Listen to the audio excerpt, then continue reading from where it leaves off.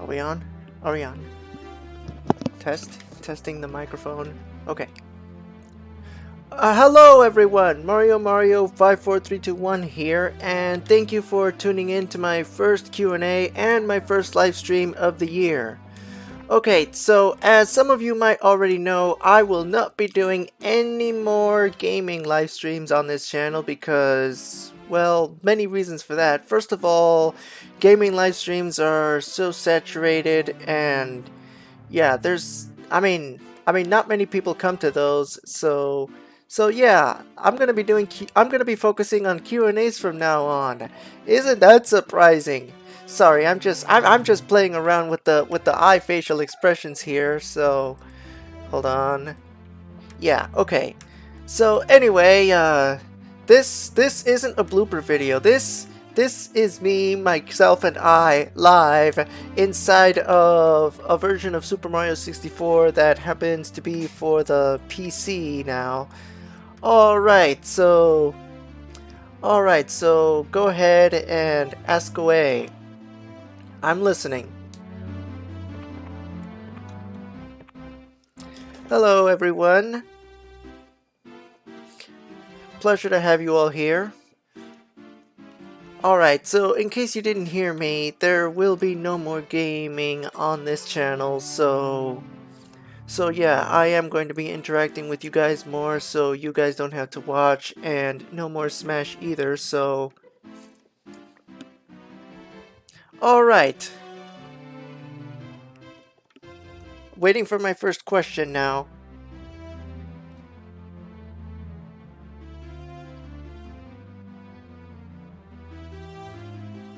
Alright, so Hyper Wario Bros asks, what is your favorite video you ever made? Yeah, that's a tough question. I've made so many videos over the years, and honestly, it's hard to pick a favorite, but you know, I did enjoy working on the Cosmic Crystals, even though that was a classic video all the way back from 2008.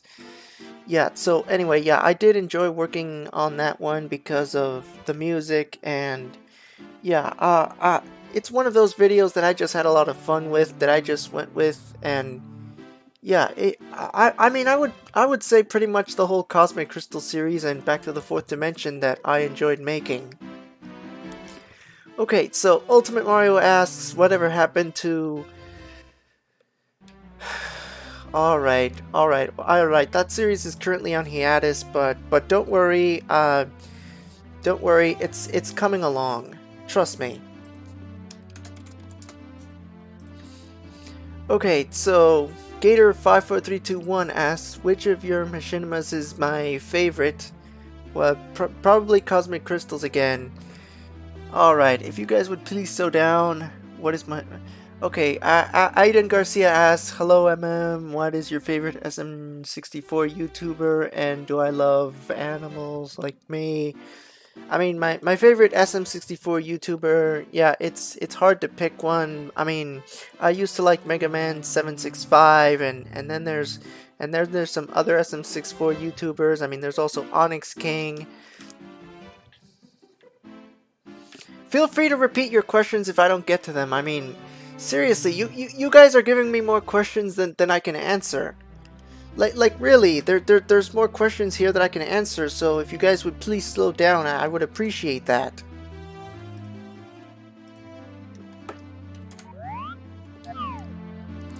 Yeah, so as you can see here, this isn't really quite the castle you were expecting. I mean it is the castle, but at the same time, not really, you know? And as for anthropomorphic animals, you're talking about furries, right? I mean, I guess they're fine, you know?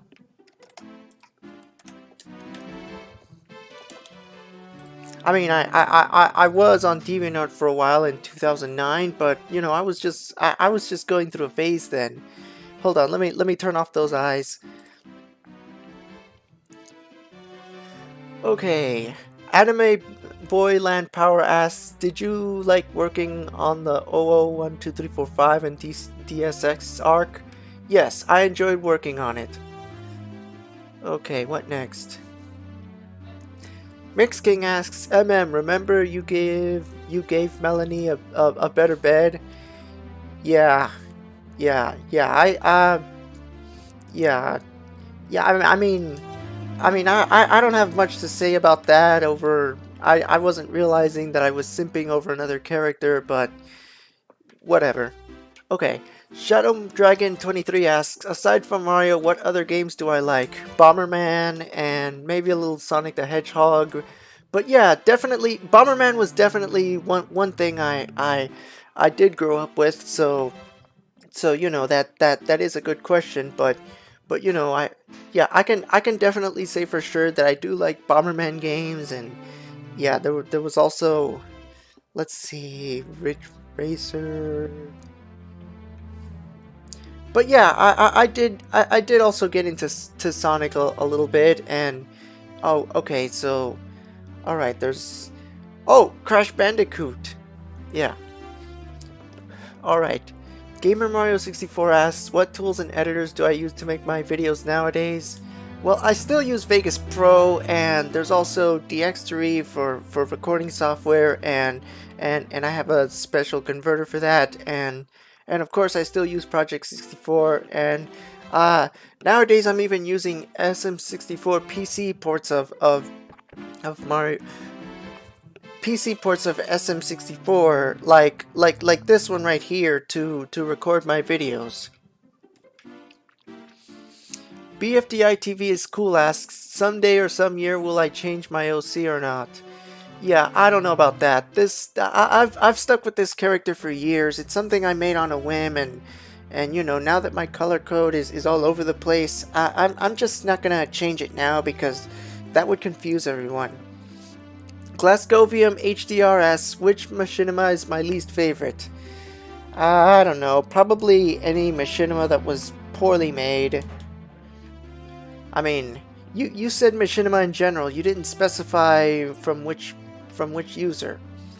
Okay, Ferric Cares asks, are you still a fan of Scatman John? Yes, I am. If not, do I remember?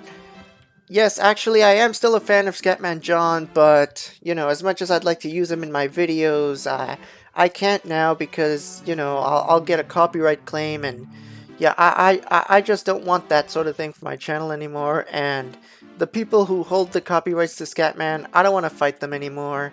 And, you know, since Scatman John died in 1999, you know, given how copyright laws work, and, you know, I predict that the copyright for Scatman John will wear off in the year 2069. But, you know, that's so far away, and I mean Disney gave up on Steamboat Willie, but whatever.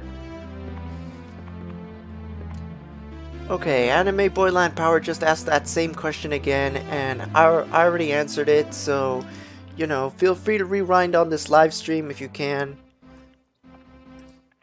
Okay. Okay, let's see, what else we got? Okay, Magnificent Kirby 24 asks, a legitimate question, other than SM64, what other games do I play? Yes, I do actually play Minecraft.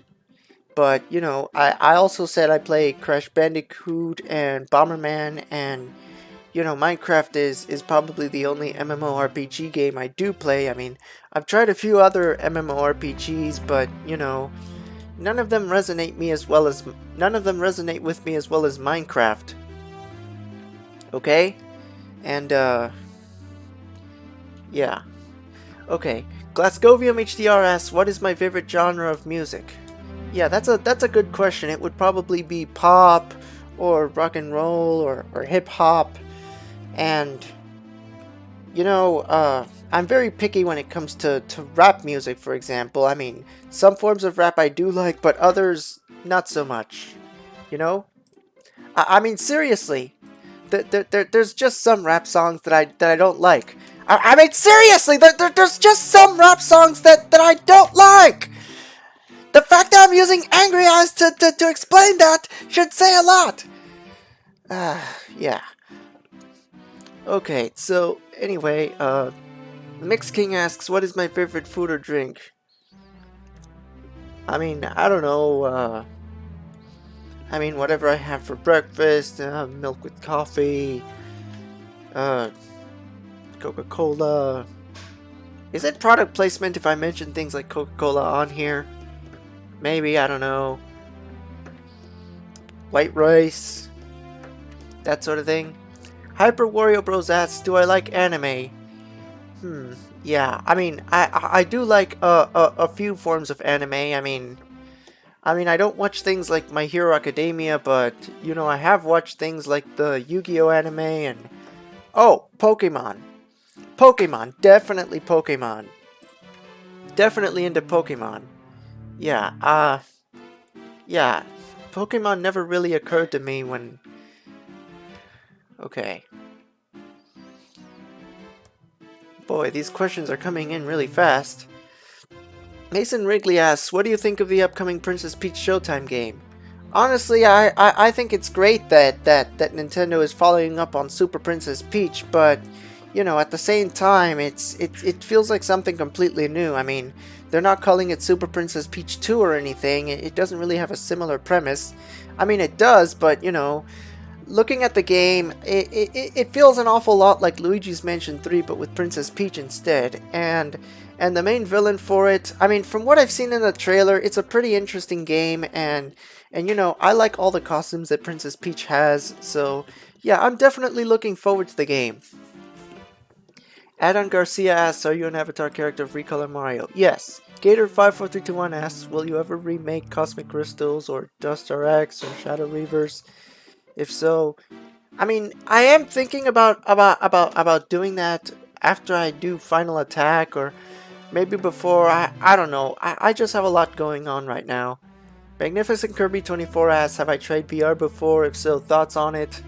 Yeah, I've definitely tried VR before. Have you heard of Nintendo Labo?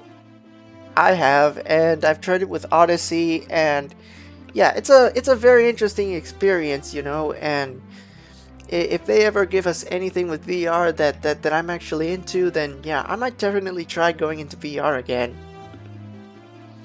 Okay, Ultimate Mario X asks, have you had any contact with any of your old friends that were in my older videos? Only Link.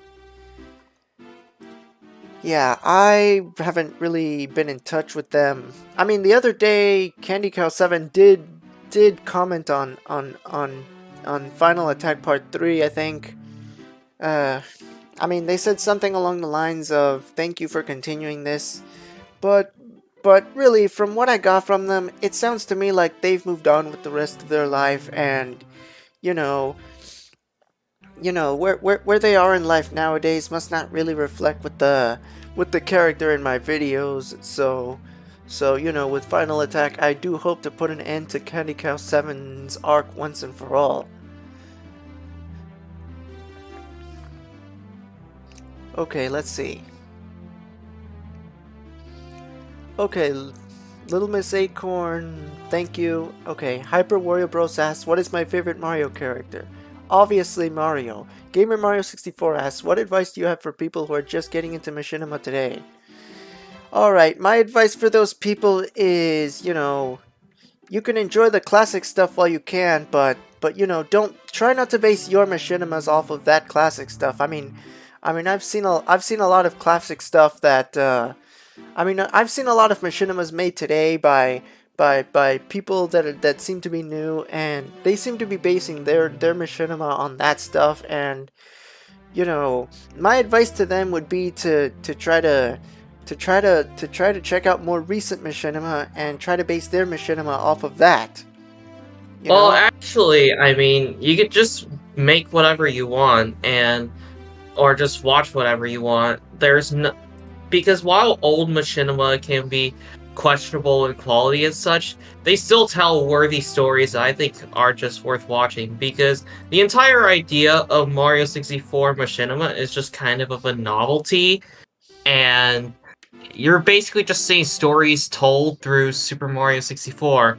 Also, hello everybody! My name is Awesome Fan. I am a co-host of MM54321, and I just decided I could pop in and such. I'm also the creative director. Hello. Yes, I'm also hello. here. I'm Hyper Warrior Bros. I'm also here. Yes, Yep. Hyper Wario Bros. You asked a question or two already. Glad to have you here, and you too, awesome fan. Yep. Alright, so Traylon Rice asks, why am I yellow? Well, well, when I was deciding on my color code, those are just the colors I happen to go with, you know? So, when I was making my color code, I just threw colors together, and believe me, even at the time, I thought it was weird to go with these color codes, but, you know, I just stuck with it, and, you know, it's become iconic since then. Nice. Yeah. Alright, Cliffordlonghead asks, are you hype on the TTYD remake? Yes. Yes, I am. Did you see the video where Cyrus and Owen were talking about it? I mean, you know, Cyrus and Owen, the Toads. I've seen that guy a whole lot of times. He talks too much. Yeah, hold on. Let me see if I can get him. Oh, hey guys. Forgot to introduce myself. I don't know if I have to answer this question. How's it going, everyone? Yes. Hello, it's everyone! Mike. It's Mike, Jedi Warrior Mike. Welcome. I'm just gonna be here for like. I'm good. Yeah, I'm okay. good. I'm only gonna Awesome. be here for a limited amount of time, but yeah. What's up? You can introduce me. Yeah. We also have the vid game in the voice chat. The vid game is also another person working on MM's videos. I'm also his manager, his I guess not really creative director, manager, supervisor, editor, voice actor. What Yep. am I? I'm also Yeah, a he's voice done a lot of actor. stuff for me. MM, would you like me to announce my voicing roles? Yeah, go ahead. Alright. Hello everyone, this is AwesomeFan135. I already introduced myself, creative director and all. I am the voice of Mario! Going forward, kind of. Okie dokie, you do just like Mario, okay? Alright. It's me, Mario. I'm gonna get some of the sausage. You grab the pizza. I'm gonna go chase you with the sausage. You put it in the oven. Let's go. Yeah. Yeah. You know what, awesome fan? I know we're live and all, but you know, but yeah, you're definitely Mario in my videos. That's all I'm gonna say. More details on that later after the stream. Yeah. Yeah. There's also a few other characters I'm voicing, but I don't feel like I don't know. It's up to MM if he wants the audience to know. Anyways, yeah. Would you count me as a creative director or a writer? I heard to say you've been with MM. You've been working with MM for like a long time, so I guess you're like a pretty major writer and editor and all that. Probably like one of the veteran people. Veteran machinists. Yeah, pretty much. Yeah. So anyway, I hope that in a future Q&A we could instead of just me going around the castle doing somersaults and backflips like this, like people are seeing, like we could open SM64 co-op DX. So, you know, we could all join a server and we could all be in a video together, and you know, that means, you know, everyone setting their color code and having their own Mario and Luigi. And if I can just get the custom models in too, we can get Master of Worlds to join, and you know, that's if she can make it at all. But yeah, you know, these Q&As, I'm thinking of doing them, you know, at least once a month or every other month. And yeah, I noticed that our view count is higher than normal, and that's because we're interacting with you people more, and you know, we're not just playing games because, you know, Let's Plays are so saturated on YouTube, and we're actually interacting with you guys now, so that's good. I was about. Oh yeah. Do we have any questions? Yeah, what's up? I'm just looking at the chat and reading the questions. Okay. We had a Let's question. see what we have here. Have you watched Home Alone before? Joseph Hess says. Yes, I have. I have watched Home Alone and the sequel and every crappy movie and every crappy sequel that followed that sequel. I hate Home Alone 3. I mean, Home Alone 3 was okay. You know, it was okay. Oh yeah, I wanted It's funny that I actually just watched a video about the actor and like his life story and stuff. Yeah, Macaulay Culkin. Yeah, I hear Macaulay Culkin is actually doing better nowadays. Yeah, that's good though. I guess I could read some of the questions while you respond to them. That'd be better. Yeah. Speaking on Master's behalf, she's likely not going to be very active on streams this year. So yeah. I mean, maybe. I mean, if she's not going to be active, and if for whatever reason we simply must have her on a stream, I mean, I can rearrange my schedule around hers, and then maybe we can get her to show up in one of these streams. It's just that she says that she doesn't think she'll be participating in many streams this year. Oh. Alright, so Meta, I don't know if we answered this one. Meta527 asks, you know how in some of your older videos you had cameos for certain movie characters like Wally and Vanellope? Well, do you plan to do something like that again? You've just given me some ideas, man. Yeah, I'll be honest. I mean, I don't really have any strong intention. Like, I'm not really set. I'm not really dead set on bringing characters like Wally and Vanellope back. And I mean, you could integrate them in some sort of video. I do plan.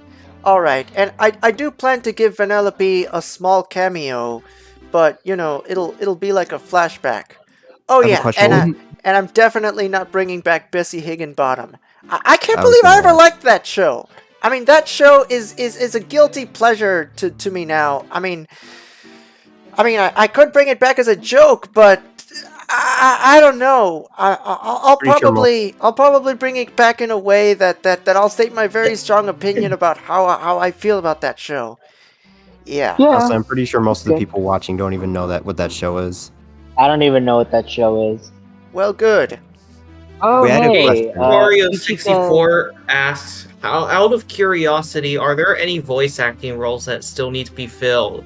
I don't know. It's just like, I think just how it works with us is that when it's needed, someone's just gonna be there to like take the offer or something, I guess. Yeah, I just also wanted to point out, Ichika Noizomi donated $2 to Super Chat. Oh, nice. Yes, he did. Thank you, Ichika Nozomi, for the Super Chat. I will now Is Darkstar X the recent one coming back I enjoy? I think they're referring to the Final Attack. I know, and yes, I know that series has been on hiatus for a while now, and all I can say is that, you know, we're in the process of doing some stuff for it, and yeah, I do want to say that you know, Pro King has been a big help in trying to get it out, and yeah, they're, I mean, they Pro King has been the one helping me with most of the writing for that series, and you know, as far as the exposition in part 3 goes, don't worry, that all, if not most of the exposition is already done, and I can definitely promise you that part 4 will have more action sequences, more fight scenes, and oh, what's that? Oh, yeah, there it is. Final Attack Part 4 might be coming out this year. I don't know, but just know that these things are like not easy to make. They take a lot of time. So and they take weeks to make as well. We're almost finishing up the new recent video, which, believe it or not, we are bringing back a classic intro that I guess with everybody who's watched in the early 2000s, 2010s. So I think 2015-ish, where you change the music. We're bringing that back. That was an idea that I brought up. We're bringing back the old Super Mario World remix. We're bringing that back for newer videos, and then outro music just changes, whatever he feels like. Yeah. We had a question. What's your favorite Pokemon? My favorite Pokemon. Let's see. I mean, there's a lot of there's a lot of 1,000. different Pokemon to choose from. So it's hard to pick one favorite, but I'd it would probably be Reshiram or Kyurem because Gen 5 was an interesting gen. Oh no, Mhm. Austin fan left. Cliffordlonghead said, "Can you tour the Peach Castle map you on Mario 54321?" I'm sorry, what? Cliffordlonghead wants you to tour the Peach Castle map, like roam around and stuff like that. Oh, well, I mean, sure. I mean, this is the library, that's the Mad Piano. No, really, that is the Mad Piano, watch. Oh my gosh, that's funny. Yeah. Alright, so... I mean, okay, so... To those of you who noticed the clock in the background of the thumbnail of the live stream before it began, it said 3 o'clock, the same time that this live stream was going to start. Yeah, that is interesting. Let's see. I have to rewind back and look at it. Alright, so you can pretty much tell that this is Peach's room. Yeah, there's some collision issues here, but it's okay. Yeah, that's good. Peak joined in. Oh no, he left. He was here and then he left. Oh yeah, any more questions? What are your thoughts on the other Luigi color clones from the Luigi's Mansion series, the multiplayer? I mean, I think they're nice. Having different color palettes for Luigi definitely means that. Well, first of all, the whole purpose of palettes has always been so you could tell players apart from each other. Mm-hmm. Yeah. Yeah. Meta 527 said, "Wow, when I asked that question, I was referring to other characters from movies, not just Wally and Vanellope." Yes. Well, I mean, if you ask me the right thing, then maybe I probably will go into a downward spiral. I don't know.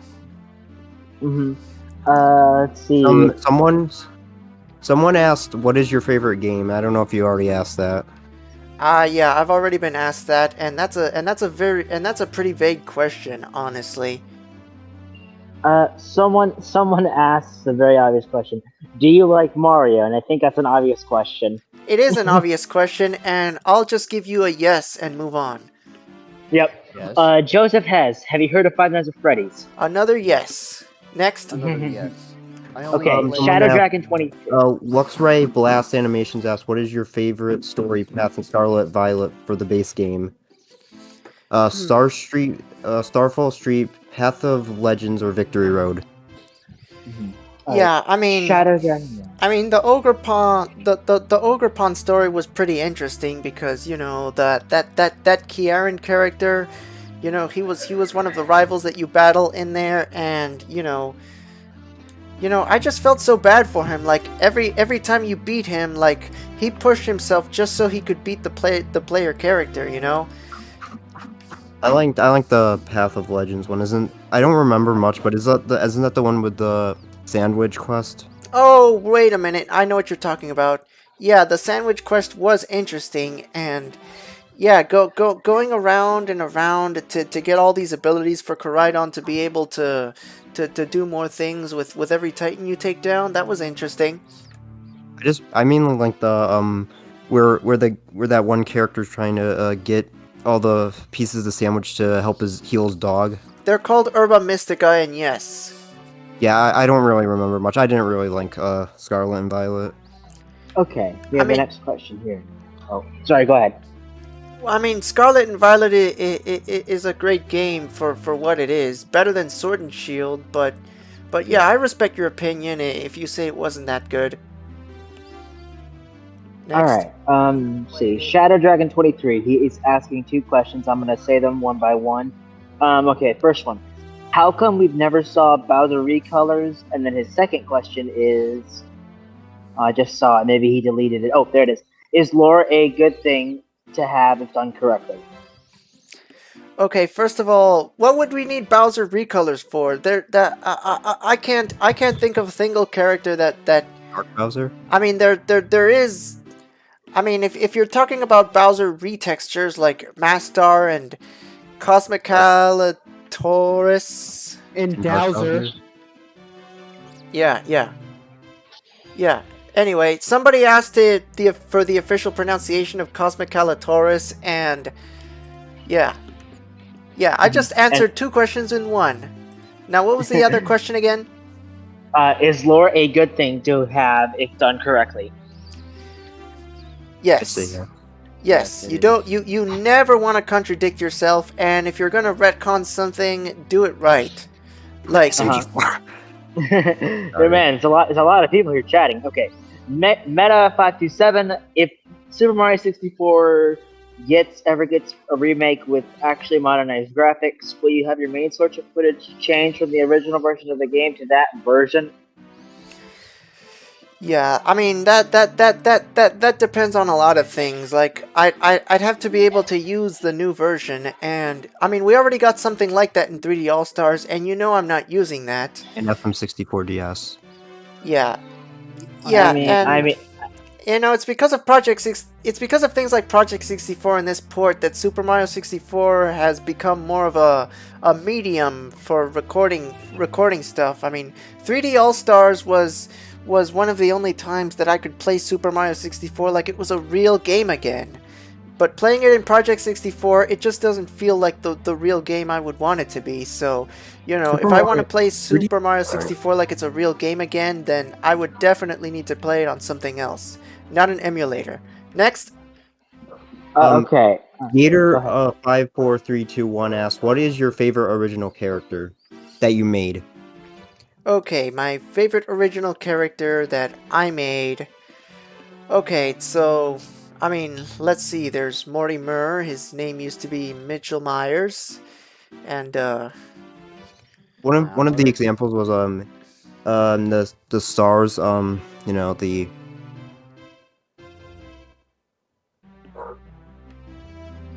Star World Warrior and the stars that he split in half. I don't know how to say their names. Are you talking about Geminon? Yeah, and what's those stars he split in half? Oh yeah, Zaragus, Staragus, and Celestius. Yeah, Yeah. those were some very interesting characters. Yeah. Zethurvion, yeah. Let's see. Is someone playing Does Joe Sonic Lamine Adventure? count? Oh yeah. Yeah, I'll be honest. I got the name Joe Lamime, and that old picture of Joe Lamime from way back then, turns out he's a real UPS person with the name Connie, and you know the website where they're at. Thanks to a friend, I got that too, and yes, I mean you can definitely consider Joe Lamime a good original character, especially a live action character. You know, it's so funny. I actually thought that was you in a UPS uniform, It isn't. but not really. But you know, one character one OC of mine I do want to mention is Dr. Vild. Mhm. Yeah, I let's mean, see. I think Dr. Vild is probably one of the more interesting characters that I've created. I mean, first of all, they're a non-binary character, and that on its own would say enough. And yeah, I know all about how transgender people feel, and you know, Dr. Vild, they're more of a two-faced character.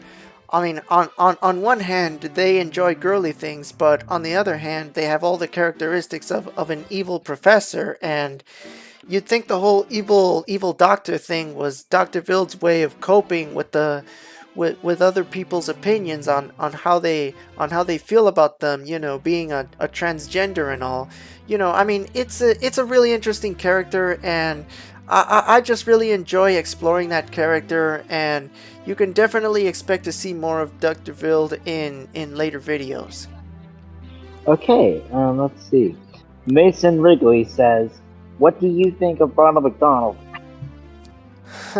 I mean, I did used to idolize Ronald McDonald when I was little. I mean, one time when I was in grade school, I even saw Ronald McDonald. At least I hope that was him. I mean, it definitely looked like Ronald, and it sounded like Ronald, and something about giving away cheeseburgers from McDonald's. You know, I was really excited at the time. You know, since I was a kid and I've seen Ronald before, I was just really excited. You know, like it's like I was like a kid at a convention, basically. You know. I mean, yeah, and you know, I guess it was really interesting. That kind of brought back to me to my little young kid days was that I actually met Genie Elias from Super Mario Brothers Super Show. That was really nice. Yeah. Let's see. Oh, man, we have a lot of questions here. Hashtag BFDITV is cool. What is your favorite Cartoon Network show from 2000 to 2009? Alright, let's see. If it's from 2000 to 2009, then we definitely can't count classics like Dexter's Lab or Powerpuff Girls. But, you know, I mean, sure, there's the Total Drama series, but that's very controversial and Canadian.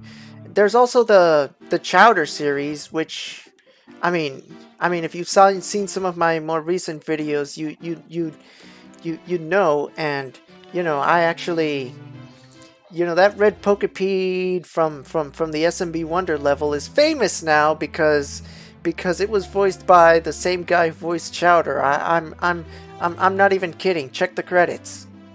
Yeah. Are we talking about who again? Sorry, you cut off there for a second. What'd you say? Nicholas Jones or Nicky Jones, the voice of Chowder. Oh yeah, that's right. Okay.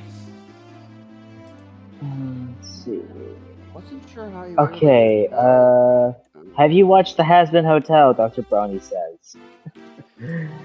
I mean, Awesome Fan mentioned it the other day on my chat, and you know, I saw this. I mean.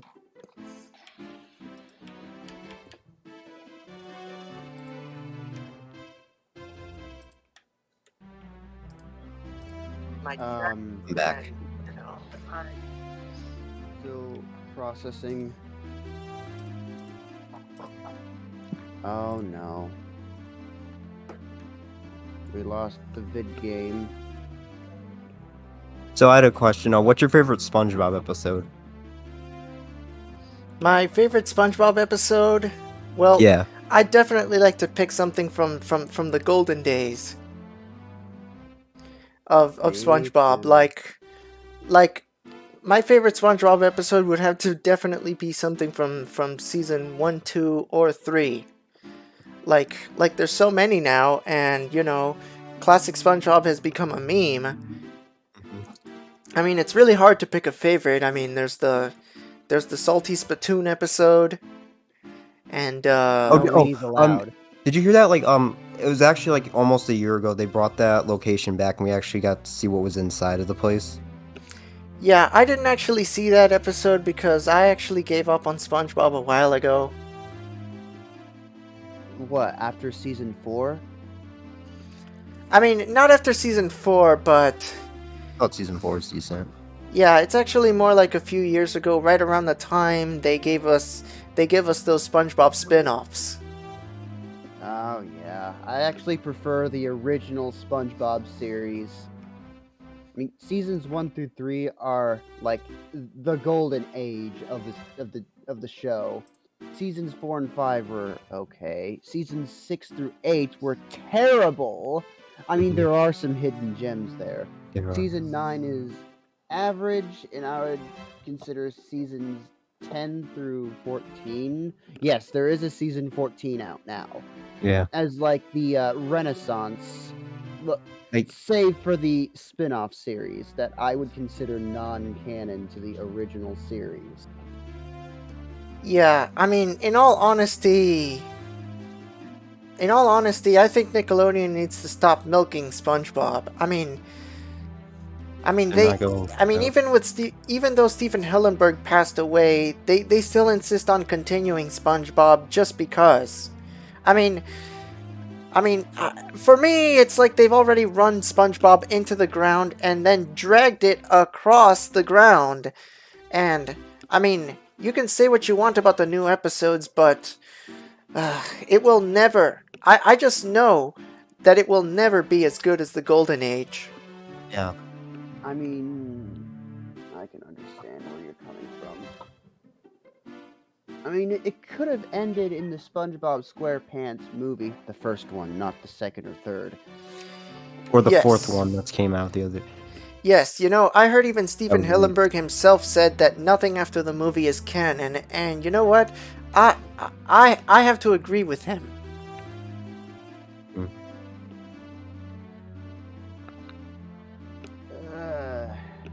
Yeah, Mr. Krabs was a lot better when in the first 3 seasons. I mean, sure, the episode where with Krusty the Clown was bad, but you know, at least it wasn't one course meal awful. Yeah. Right. Seriously, the fact that I brought up That Dead Horse says it all. This is just giving me like memories of watching that one guy. I'm not gonna say his name, but it's the one guy who has the Shadow OC. Uh-huh. You know who I'm talking about, right? No, I don't. Just type it in the Discord chat and I'll know. Hold on, I'll do that right now. I think that's how you say his name. Oh yeah, Mr. Enter. You know, I was watching. Yeah, I was watching Meta527's video on my top 16 Christmas specials, and yeah, that's where I definitely saw the name. I used to watch his videos. Yeah.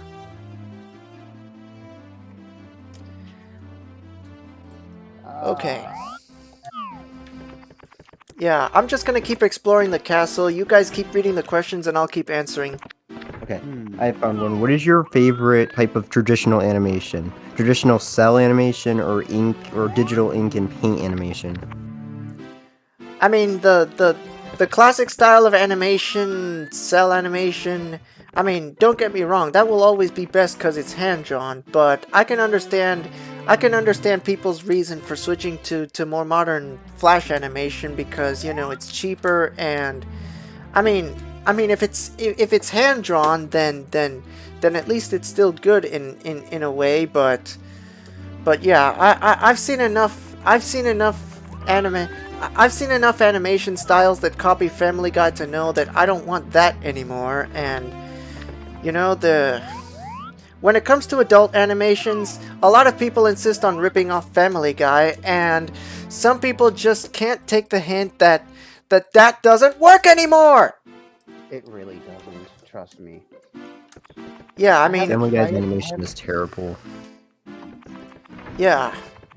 Like in like some of like the shots, just the background characters are just like standing, like just like staring at nothing, and like they just have like this like neutral look on their face the whole time.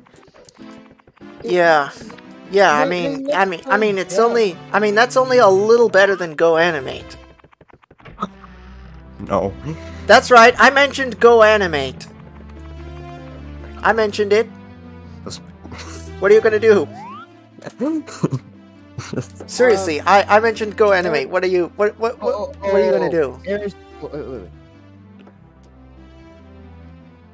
No, the thing is, I used to make Go Anime videos like when I was really younger. I used to. What's your opinion on stop motion animations? Squidopus asks. Yeah, honestly, stop motion animation, I can't imagine how hard it must be to make, but you know, the amount of effort that goes into it is great. You know, all the clay models, and I'm pretty sure it's not all clay. I mean, there are a lot of stop motion classics like the Christmas ones, like A Year Without a Santa Claus. Santa Claus is Coming to Town. Meta527 mentioned that in one of his videos. I mean, I don't know if I can... But yeah, I've definitely seen a lot of stop motion animation and here and there, and yeah, it's a great style of animation if you have the patience for it. Oh yeah, I tried it before. Like, they didn't turn out as well as the others that everyone else made. You know, like Lego stop motion. I've done it before. I don't even have the patience to make Alright. high quality ones. I only made low quality one. Alright, so... Also, Eris Gaming and Nostalgia asks if you know about the YouTube Rangers. We don't like to talk about it. Yeah. Yeah, don't talk about the YouTube Rangers, especially don't talk about the SM3 yeah. guy. Yeah. So someone, Luxray Blast Animations asks, do you think Mario and Luigi Partners in Time will ever be remade? Wishful thinking. Very, Yeah, just like very how wishful thinking. Just But like yeah, how I like- think Wario Land 6 will be made.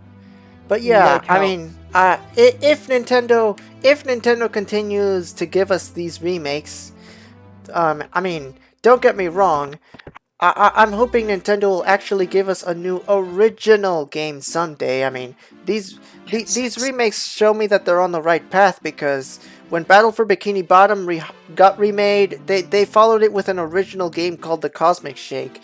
And when the Crash Bandicoot trilogy got remade, they followed it with an original new game that's a better successor than Wrath of Cortex. Wait, there's a YTR, or there's a YouTube Ranger named Bruno? Yeah, so anyway, I'm hoping Nintendo will go down the same path, and yeah, I'm definitely hoping to see Partners in Time get remade someday. Hey. And I hope to see Whoa. Mario Galaxy 3, which I have been begging for years after Galaxy 2 was released. Mm-hmm. MM already did a face reveal. To whoever is asking in the chat. Yeah, I mean, did you see the video where Joe Lamine revealed his face? That is you, right? What? Someone? Dark? I mean, did you listen to the sound of Joe Lamine's voice? Wait. This is Joe Lamine! Mario Galaxy Are you sure 3 it's you, coming or- in 2030? Real? Really? Dark Disguise Dark asks, what is your Disguise- favorite Sonic character? My favorite Sonic character? I mean, that would be Sonic, of course, but you know, Tails is a good one too. I mean, he's a good buddy to Sonic, and I don't know if you guys have seen Sonic Forces, but that was a very interesting twist. I'm not gonna spoil Sonic Forces, The but game sucks. I am. Oh, what about Frontiers? Like, my favorite character would have to be Shadow because of his character development from Sonic Adventure 2 to Sonic 06. And the design for Shadow looks phenomenal. I mean, it's kind of just a recolor of Sonic. My favorite Except- Sonic character is Eggman, and if you know me, you can probably guess why. yeah. Oh, yes. Modern Eggman. Any Eggman. Even the one from Sat AM? Yes. Oh, don't So- get me started. What? Yeah, Well, from and the- Sonic Frontiers is also a great game, you know? That whole Starfall thing Sonic Frontiers has, you know, it made me think, why doesn't Nintendo do something like this for Mario Galaxy 3? Because they don't want to make good games. They only want to make bad ones, so Or just remakes. they just want to. Yeah, they just want to make remakes.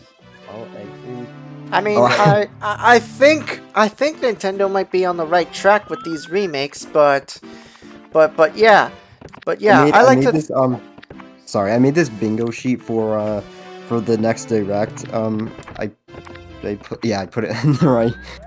Yeah, so you can continue on what you're saying. Sorry. Yeah, Yeah, I'm hoping that Nintendo does top this whole doing remakes thing with actually a new good original game. Like I don't want to have to depend on indie companies like the one that made Bug Fables for good Paper Mario games, because having to go to them means a whole new set of characters, and there's nothing wrong with the ones we already have. So yeah. Yeah. It's kind of like how like more people have been making Wario Land style games like Pizza Tower and Anton Blast. Yeah. Yeah. Just make real. I just want Wario Land 6 already. Man. Yeah. I just wanted Mario Galaxy 3. A problem with what you're saying, like another problem with indie, like sort of indie developers taking over, is that eventually the market's going to get oversaturated, and that there's going to be like the supply of very, like, for example, Wario like games, is the supply of different variants of Wario games are going to outweigh the demand. It's not going to be able to catch up, and it's going to be something similar, I can imagine, to the 1980s video game crash, where it's just there's lots of games, but they're all shit. Yeah, and then Nintendo will probably have second thoughts about making any games like that. I mean, yeah. but I'd rather they stop altogether than give us something new that's crappy. Like none of us want to go through another Sticker Star or Color Splash or even Origami King, all of which suck compared to the first 3 games. Or Paper Jam. Oh, Paper Jam. Yeah, don't mention Paper Jam. My rock bottom video, the worst video I ever made, is about Paper Jam. Oh, so somebody asked, what is your least favorite Mario character? Least favorite Mario character? Well, it's not Nabbit, that's for sure. Okay, my least favorite Mario character would probably have to be Kamek. Just because of how annoying he is. Kamek's one of my favorite. I would say my least favorite, but I'll probably get killed by a bunch of people, so I won't. Say it. Blue and Yellow Toad. So that's the thing, actually. Blue Toad sucks, okay? But Yellow Toad is one of the top tier characters in all of Mario, and him being, well, you see, Yellow Toad was removed from the Wii U versions of actually 3D overall. Blue Toad is just more popular than Yellow Toad, and Yellow Toad I always for some reason thought he's just cooler. I've always thought he was cooler, and he's been even more cooler because he's been more elusive. Oh my god! Blue Toad's over. They should delete all. If it were up to me, I would get rid of all games with only Blue Toad and replace them with only Yellow Toad. Okay, someone asked, I don't know, someone asked, did you watch Murder Drones, if you know what that is? Yeah, I don't really follow Glitch Productions. Neither do I, but the only Glitch Productions related I'd follow is the Amazing Digital Circus. I thought not that overrated, Overy. The new show, the one that has 100 million views, it's gotten to the point where people at my school have actually been talking about it. It's you mean Digital Circus? Yeah, everyone knows about that now. It's overrated. It's kind of weird. The creator, let's just say, is an interesting person. Gooseworks? Yeah. Yeah, okay.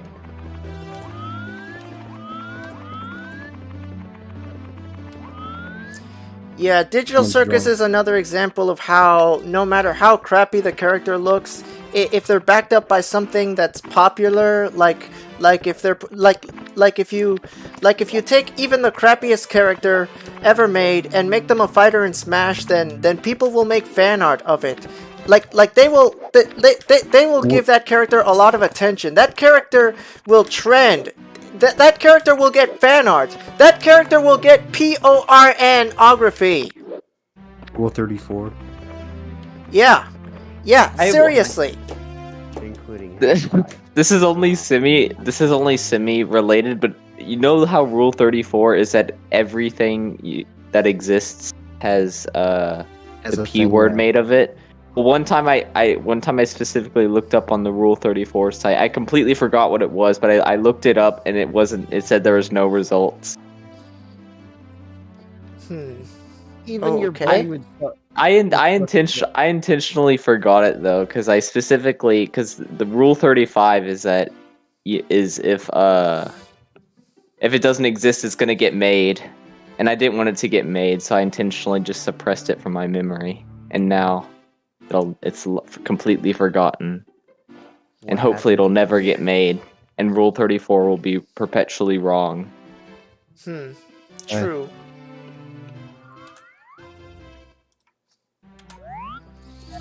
I mean, honestly, for one, I'm pretty sure there's no MM54321 Rule 34. Don't give I him at least ideas. hope Don't not. give him ideas. Yeah, I hope not.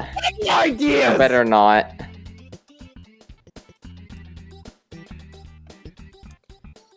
I mean, honestly, that'd be kind of funny if the chat just did it now. No, I don't want. But if they haven't for like what? Oh, how did It's you been die? 16 years. If they haven't done it so far, they probably won't.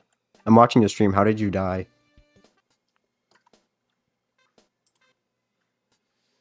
You didn't. Yeah, so anyway, I'm in the Chichester map now, and yeah, I don't know what it is about this map, but I can't cross the bridge. I'm stuck here on this path. And So is it like an invisible wall? Okay, yeah. so somebody said since you've done holiday specials for Christmas, Halloween, Valentine's Day, and even April Fools, are you considering doing any Easter specials? Which you already told He us. is. Yeah, he told us the other day, but yeah. Yeah, Well, yeah. I mean, I'm definitely going into Easter. In fact, I already did back in 2009, but that was Roblox, and you know, Roblox for me, and Roblox and sucks. probably in general, has not aged well. It has Oh, no. what about the I mean, it's No. popular. It's way popular now. Yeah, with It hasn't with aged well. yeah, with kids who are into Mhm. lowest common denominator content, and I Skibbity mean toilet. content like Mr. Beast and modern SMG4. And Skibbity Toilet. Oh yeah, Oh, even no. lower. Garnet a ban Skibbity Toilet, creepy pasta piggy. Oh, Did you Bobby. I was on Twitter like a few hours ago, and I saw the title for the new SMG4 video, and yeah. Yeah, yeah. I don't really Wait, what follow is it? SMG4 It anymore. has risen the title. Oh, of course it does. Seriously, Yeah. I'm not subscribed to SMG4 yet. You guys keep bringing it up. Exactly, and then whenever you're like, let's not bring up SMG4, certain people in a certain server throw a hissy fit about it and go like, oh my gosh, he's not bringing up SMG4.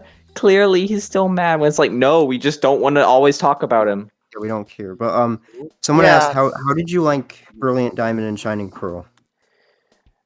Brilliant Diamond and Shining Pearl. I mean, it's okay, but it's not something I would want to go back to, and that's mainly because it was just too faithful to the original game. I mean, it tries. They even had the glitches. It tries too hard to be like the original game. Really. I'm convinced that like what they just did, they just took like all the code for the original game and just made like remaster all the graphics and shit. Yeah, I mean, Like, hey, at least most- it's not I just- at least it's not a perfect clone. A remaster is just the same game with all the exact same assets, but with better graphics. That's it, better graphics. That's the literal definition of a remaster. and maybe a couple extra things, but yeah, mostly. Oh, by that logic, isn't Mario RPG Remake a remaster? Yeah. What about the upcoming 1,000 Year Door remake? Is that a remaster? We'll see. We don't know that. I mean, probably. I mean, it's wishful. Yeah. Both are probably remasters, I can imagine. Yeah, I mean, I'm hoping maybe we'll get some DLC with the Waffle Kingdom. Hopefully. But yeah, Nintendo doesn't really add DLC, well, except for Game Freak, because, they can't actually finish a game. They need to just, they make it and then they just finish the game later and then make you pay like almost the same price for the game you already bought. Yeah.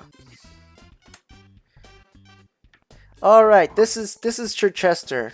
Yeah, I got the location confused, but this is actually Chichester. Yeah, some of the scenes from Mario vs. the Wonderflu were shot here. Someone said, do you know Son Goku from Dragon Ball Z? Yes. I mean, I've heard the name before, but I wouldn't be familiar with the character.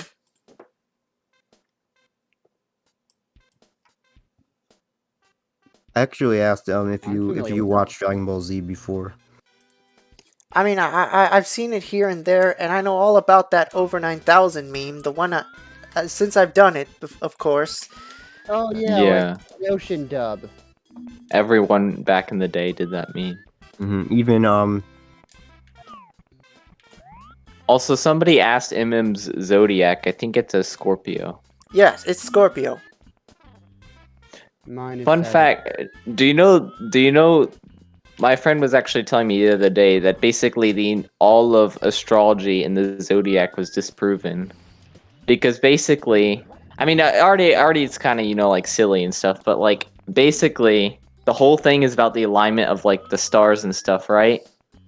Well, it was created a couple thousand years ago or something.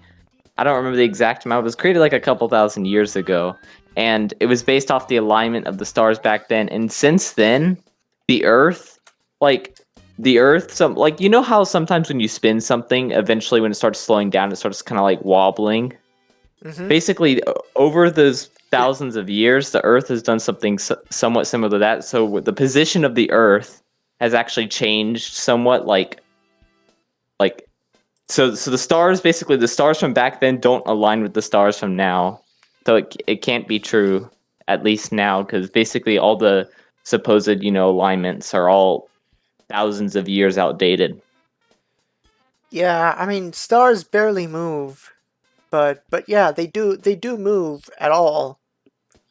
Even over. Yeah, it was the Earth. Is the position of the Earth like it was like the way the Earth is like tilted or something is what changed. So like where the stars are in the sky have moved from I'm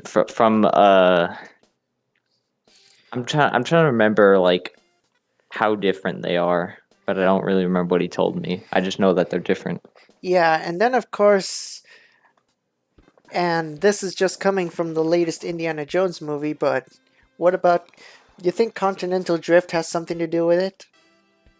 Yes. Continental drift? Yeah, I'm Probably talking about the continents moving. Yeah, Pangea. Probably not, since it's just related to like the Earth supposedly, and like where the stars are in the sky at a certain, because like it's about like the different it's not exactly a month, but around each like zodiac thing is roughly equivalent to a month. Yeah, it's supposedly about like when in the year you're born, so like what the sky looks like when you were born, but the whole thing about that is outdated. Oh, I remember what he said. He said it was like a month. Like he said something like what basically the zodiac sort of like measurements or whatever, I don't know what they're called. Essentially they're like a month from what we are actually like, I guess the actual position. Yeah. So the stars in the sky. I saw another question. It said, have you played any Punch-Out games? Does playing as Mac in Smash count? No, I don't think so. Then no. No, it doesn't.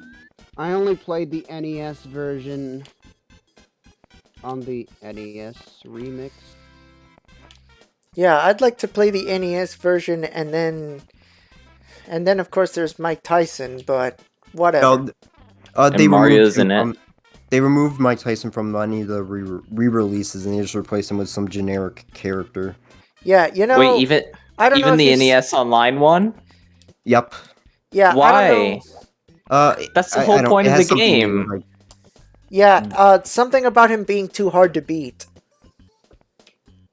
But I that's think so it either could have lame. just been because they couldn't like I guess they just didn't want to pay him anymore because it was like he like went to prison or something. I'm not sure. Yeah, even the real Mike Tyson can't beat his video game counterpart. I know saw that. because it was in an episode of Jimmy Fallon. Yeah, that Alright, that Jimmy Fallon guy, honestly, that Jimmy Fallon guy enjoys his position too well, especially what with the whole Back to the Future thing. All right. So somebody asked, what happens if you met Enzo? But haven't you met him before? Wait, you mean Enzo like from Real my real 2010s videos? Yeah. Yeah, I've never met him before, and I actually Well, lost talking about contact with video- him. I don't know where he is now. He's still active. He still is on YouTube and Twitter. And He just doesn't like talking about SMG4 and just SM64 in general. He just moves on. He just moved on from all that. I wonder if he's moved on from me. Probably.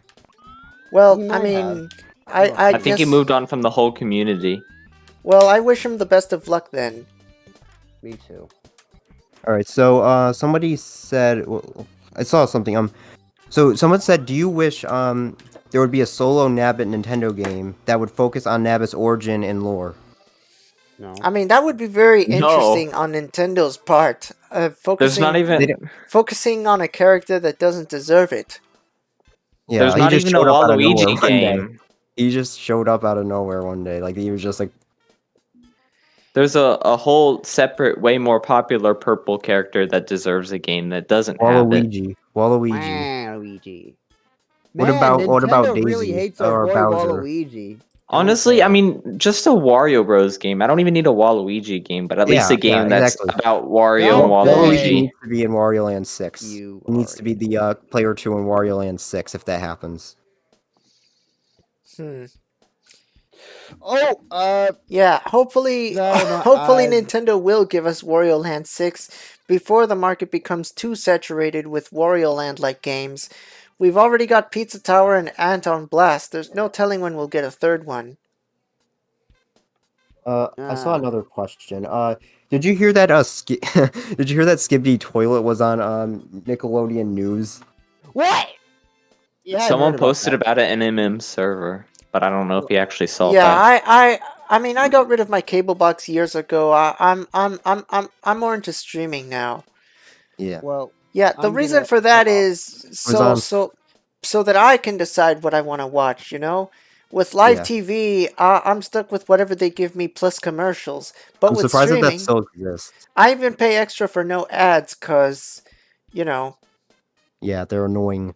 Yeah, now But- they're adding the whole point of streaming services used to be, oh look, there's no ads, but now even Netflix has ads. Yeah, like I pay for fucking Hulu and like I still get ads. Like it's fucking bullshit. yeah. I'm. I have the Okay, same so this problem with means- Paramount Plus. Uh, So the thing is, like, now that Skibidi Toilet has appeared on Nick, that means technically Half-Life is canon. Wow.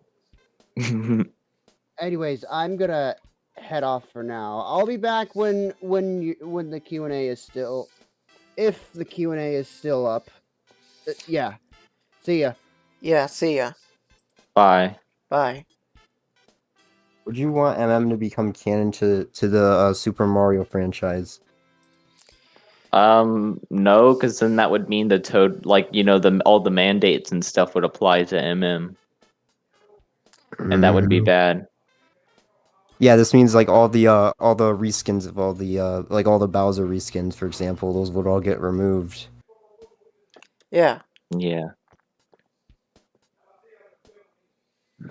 Oh, someone Yeah. asked, what Five Nights at Freddy's games have you played?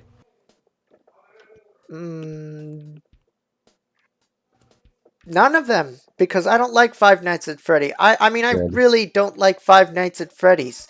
Five Nights at Freddy's is overrated. Yes, it is. You can tell because it's been around for 10 years and you haven't made any videos on it. Honestly, At least, honestly, Sorry. That's just yeah. for you not. Yeah, and I really don't have anything to do with Five Nights at Freddy in mind. I mean, yeah. It's so overrated and like the. I know Pro King likes it. Yeah. But yeah, I lean more on your side, MM. I think it's kind of overrated. Yeah, like But the I only think reason like people think it's good is just because it has like a. The only reason like people still come back is just for the story. yeah, but even then, it's like the story isn't planned. It was never planned. Like he just like it's just making crap up as they go along. Yeah, so it's And, like and, like a lot of the stuff gets contradicted. Like I'm pretty sure. yeah, no, it I does. look at Five Nights at Freddy, and you know what? I don't even see a story when it comes to Five Nights at Freddy. No story at all. I mean, Yeah, because it's mostly the fans have made it up based on background details. Yeah, like like the story's just like so vague and like Yeah. and like now like you literally like have to like read like a bunch of books now just to understand the story. Yeah, I remember. And I remember when the first book came out, and everyone was and you like, have to, like, "Whoa, go through the FNAF book!" And now it's like, "Oh yeah, there's just another FNAF book that we got to read for the story." And then even the Oh, did books you- like completely contradict the games and stuff. Okay, so there was this one Five Nights at Freddy's book where this guy where this it's like this guy gives birth to one of the characters or some That's weird. Yeah. I bet. One thing though. I bet the games aren't as bad as the movie. Mhm. I saw that movie. It was I didn't. it probably was not worth seeing in theaters considering how loud people were. Oh yeah, that like just like how the Mario movie was. People were when I saw it for the Mario movie, people were decently quiet. But that's because the Mario movie, I feel like, is it's more of a family movie. Families are gonna go in there and like you might expect like maybe like some kid will like throw a tantrum or cry, but like that's about it. And they're not gonna be like jam packed in there necessarily because I saw it on the families all first got day, different times.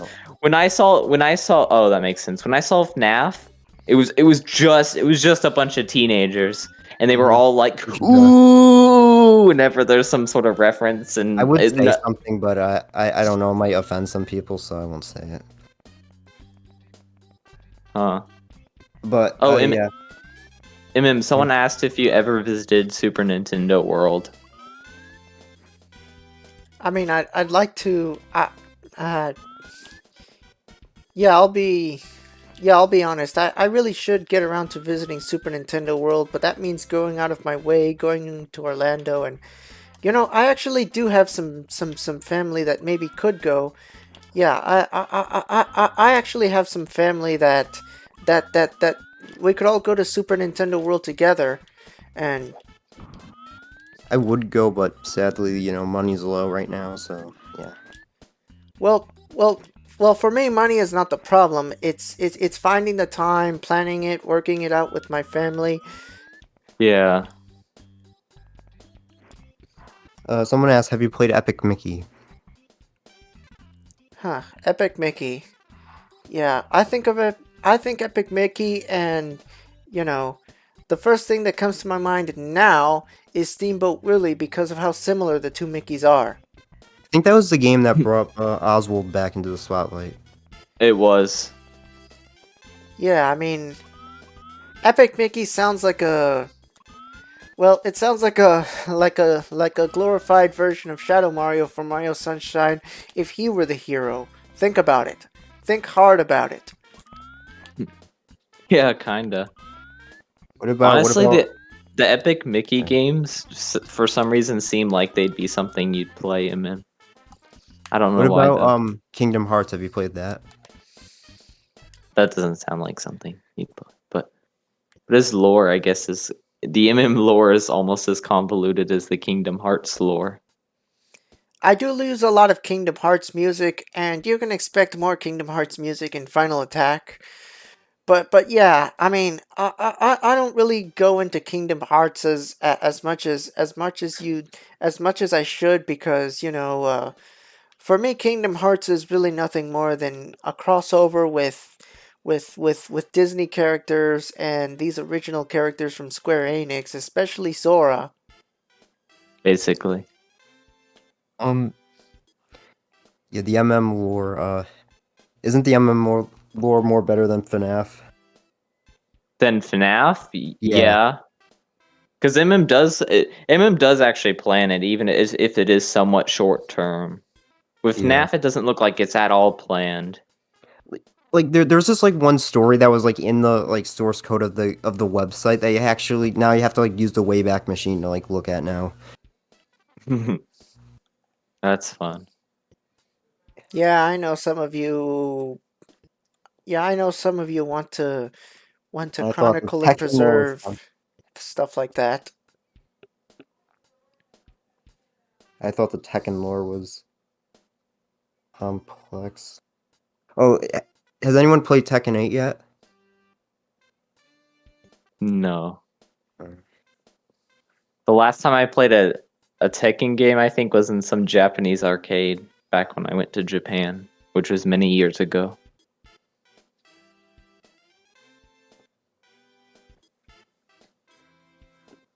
Okay. I'll find more questions if I can find any. Someone asked if MM plays mobile games. He He played Mario Kart Tour, I think. Yeah, I played Candy Crush Saga and Angry Birds, but you know, I gave up on those after I realized how greedy their creators were. Like the whole gotcha thing. It's complete bullshit. Sorry for the language, but it is. Seriously, okay, so I spent some money to buy this one power-up, right? And then I go into the level and I use up the power-up, and the game doesn't care if I beat the level or not, because either way, that power-up is gone. Just gone. Consumed. Gone. Finito. I had my chance and now it's gone. The money's gone! Waste of money, basically. The people who like make Angry Birds are like so fucking scummy now. Like, yeah, they don't even have the old games available. Yeah, like so the game. So they re-released Angry Birds, but they made it like 99 cents, and I bought it. But guess what? They took it off the App Store for some reason because guess what? It was too popular, and their newer games weren't getting any traction. Like their new shitty puzzle games that copy other games weren't getting any traction.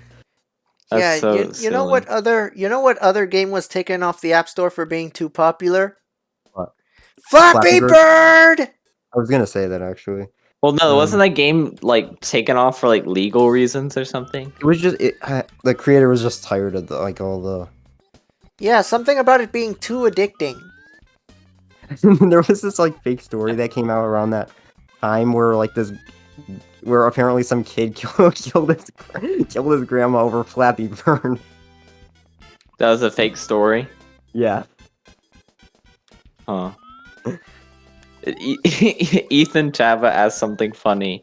He said, the Dark Star X made X bosses out of everyone who was ever a boss, and Wario was a final boss of Super Mario Land 2, so technically, could Wario X have existed off-screen? Oh, what's funny though is that Elon Musk played Wario, and now he rebranded Twitter into X.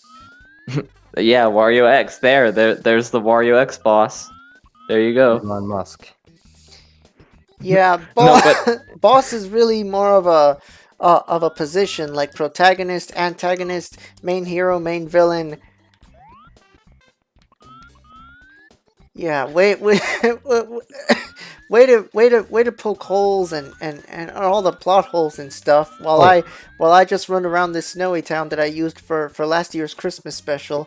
You know, the one that's technically this year's because it hasn't been a full year yet. Right.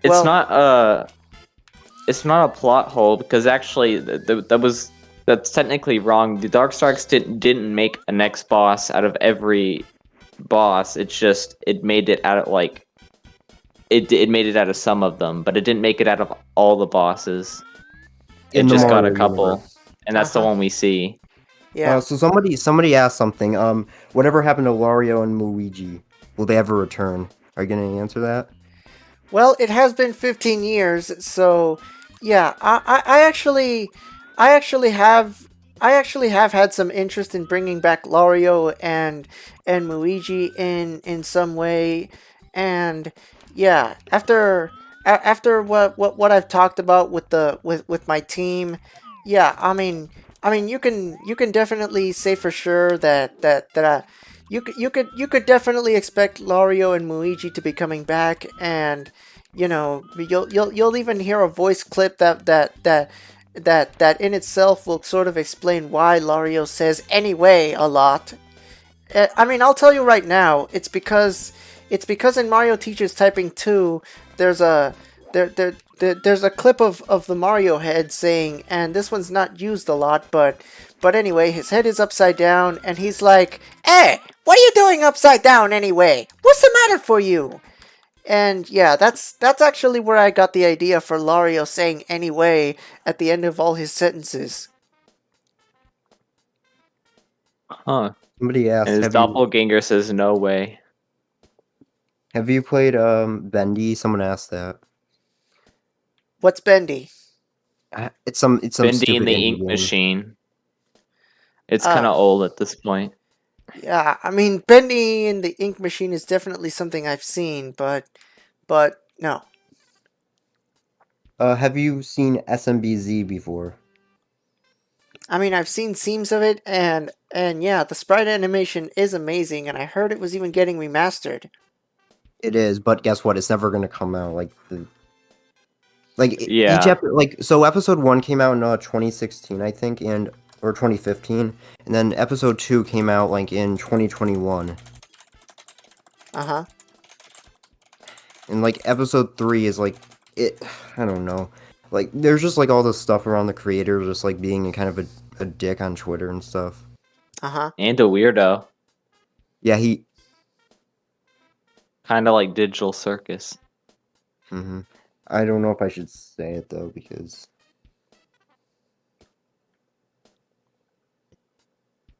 he did leave Twitter though, apparently. He hasn't like posted anything in a few months.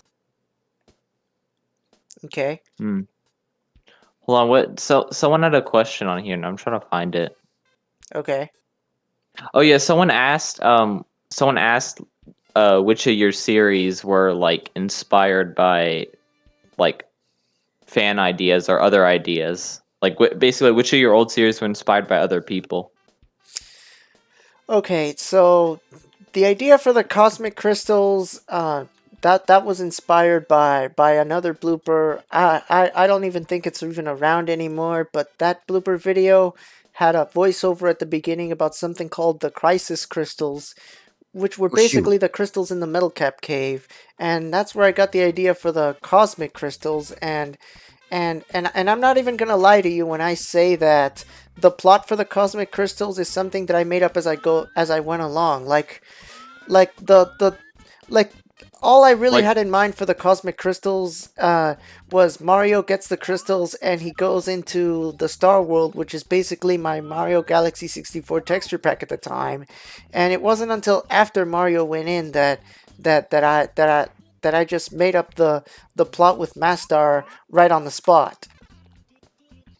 So basically, you kind of plan the first part of the series and the later part of the series like separately. Like at first you were just like, oh, let's copy the crisis crystals, but then when you were actually in the in your texture pack, you decided to make the rest of the plot. Yeah, and I wouldn't say I'm copying the crisis crystals because, you know, I'm really only copying the idea of crystals in a cave that happens to look like the metal cap cave. Was there a different plot in the crisis crystals? Like that was completely different from cosmic crystals? Yeah, from what I can remember, the crisis crystals were a source of energy that were going to be used for evil. I mean, I know it sounds simple, and I'm pretty sure the voiceover made it look better than that, but like I said, the video's not really around anymore, and I mean, if you looked it up on YouTube, I don't think you'd find it. You could try, though. I'm gonna try. I'm gonna ask Sarah, because she's really good at finding video. She is. She's really. One time I asked her to find some. I I said there was this Spanish. I told her I wanted her to find this Spanish video, the Spanish series with an evil Luigi called Anti-Luigi, and that's the only information. And then she instantly found it, and she told me it was in Brazilian Portuguese. And I'd been looking for that. I'd been looking for that series for years, and she just instantly found it. Like how many SM64 videos do you think she's seen? She watches them like daily, just like tons of them. That's why she's able to find them, because she just like knows them. Yeah, she just like puts all of them in the. Actually, we're kind of getting off topic here, but someone asked, have you played Kirby Planet Robobot? Yeah, I'm not really big on the Kirby games, but I'd like to be, since you know, Kirby is a really interesting franchise, and you know, Smash is built on Kirby. Yeah. And it makes sense, you know. Kirby is just a pink ball. He's a very vague character, you know, so it makes sense. Branch out into all these other franchises with more unique characters. Oh yeah, what inspired you to make the Rainbow People and Back to the Fourth Dimension? Like, you know, they were like Kirby's. What inspired you to do that?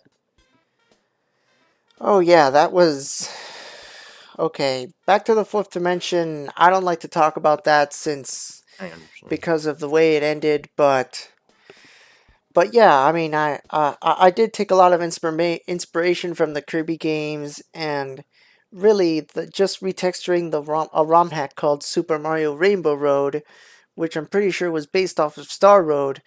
But yeah, it was one of the ideas that I got, and you know, I just decided I'd go with it. Huh? So it's just you just randomly decided to add Kirby elements to it. So yeah. Okay, I have a question. What was the what video what series took you the longest to make? And this doesn't count Dark Star X Final Attack, which I mean, probably. I'm not sure if Back to the Fourth Dimension counts. That would have taken the longest to make. But you know, I did rush that one. But probably Into the Fourth Dimension. But you know, I mean, considering the time gap with Into the Fourth Dimension and the time gap of Back to the Fourth Dimension, I mean, whichever's bigger, that's the one you could say took me the longest to make. I don't remember. I think it might be Back to the Fourth Dimension, but I don't remember. Still? Yeah, well, I mean, actually, yeah, technically it is Back to the Fourth Dimension because of Part 11. Oh, yeah. You know, the irony of Back to the Fourth Dimension, I wanted to finish it before the end of the year just because, yeah, the really pathetic reason of not wanting its existence to carry over to the next year. But the irony now is that Part 11 came out 5 years later, so now technically Back to the Fourth Dimension does carry over. Yeah, tons of years. Yeah. Well, technically though, Dark Star X's Final Attack is going to be the longest one. Yeah, when it is. Yeah. Once we can get production for Final Attack back on track, I'm really hoping we can accelerate that production. Like, I know we're going to be working on a bunch of things at once, but, you know, I just like to keep a focus and, you know, maybe even see how many editors and how many people we can get together for this, like, and I don't want these people taking too long at a time because, you know, Yeah. Yeah, I mean, it's better than taking half a decade to make a video. Yeah, exactly. I'm talking about the creator of SMBZ, you know. Right. How did production get off track? you said to get it back on track. How did it get off track? Well, what I mean is that it's I mean, Final Attack is really on a hiatus right now because I mean there's a lot of assets for Part 4 that we're working on, and well, let's just say Pro King wants it to be perfect, and so do I. But at the same time, I tried to convince him that we don't want it to be too overkill, and but you know how Pro King is. Yeah. Yeah, It goes it into just like a yeah it it goes just into a sorry. yeah Pro King just it just feels like Pro King. It just feels like Pro King knows what's best for the series, and like he knows what's best for it more than I do. Like it's like he knows my content more than even I do. You know what I'm saying? Yeah. Really?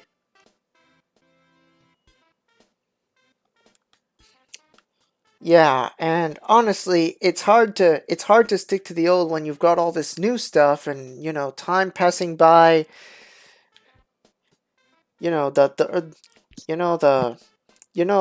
whole thing with the saturation of content really. It's because I blame the Earth's population getting bigger. Well, it's probably not just that. It's probably just, it's easier to make stuff now.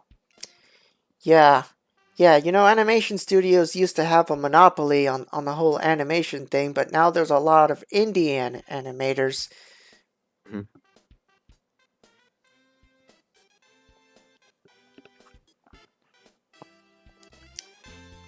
Yeah, but that's I like to think that's a good thing because those big companies like Nickelodeon and Disney, they don't know how to make good content anymore, but these indie creators do. Even Glitch Productions. Yeah, and wait, I don't know about that. No, I don't. But the same thing is true with video games. Even Like- even Like if even Nintendo, Has Been Hotel. right? Like if Nintendo doesn't know how to make a good game anymore, like if they don't know how to make a good Paper Mario game anymore, at least we can depend on indie creators to give us bug fables. And and and I know you're waiting for Wario Land 6 Hyper Wario Bros, but have you ever stopped to consider the fact that maybe Wario Land 6 might not be good? Wario Land Shake It wasn't that good. Wario Land Shake It was good. It's just that it didn't sell well. Right. Well, what if Wario Land 6 turns out to be bad, like Sticker Star bad? It won't. Well, It just depends on the developer of choice. Also, Hi Purple, I see. You guys have been here for a long while. Yeah. I've only been here for. Actually, it's been like less than an hour, hasn't it? I've been here for a whole That I've been hour. here. Yeah, I know you guys have been here longer. Anyways, how is everyone's day today? Well, it's the morning for me, so Oh it yeah, kind of just started. I see. Oh, I see. I see. I've been working on this freaking book report project that I got assigned over the weekend. Imagine getting assigned assignments over the weekend. I know, right? It's crazy. Yeah. Anyways, I can't. Sorry, what were you gonna say? So someone asked, "Have you watched Futurama?" Yes. I've definitely seen Futurama, and while I haven't really gotten around to the newer episodes, and I am surprised Futurama got revived after all these years. But yeah, Futurama, as far as adultish Simpsonish content goes, Futurama's all right. Yeah, Better than Family Guy, that's for sure. absolutely, no question. Yeah, and I really like the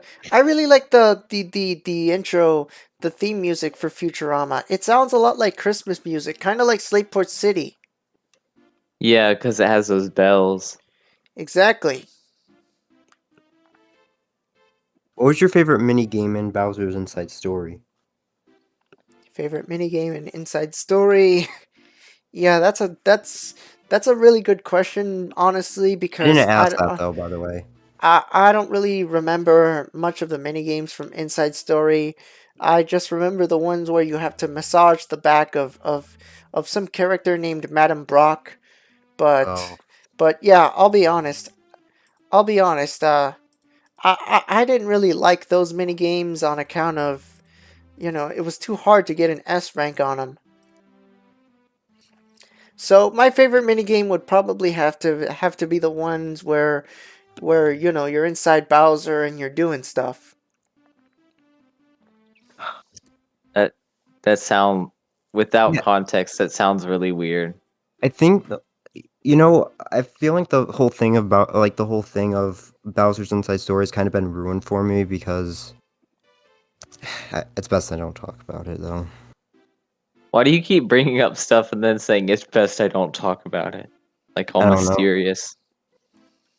Yeah, I can understand if you're on the fence about wanting to talk about something. Yeah, And I'm seeing but here if that some of these questions, yeah, there's a lot of general questions here. What about South Park, Modern Simpsons? Yeah, who hasn't heard of The Simpsons? And who hasn't heard of South Park? And yeah, I don't watch South Park, really. I do. I used to.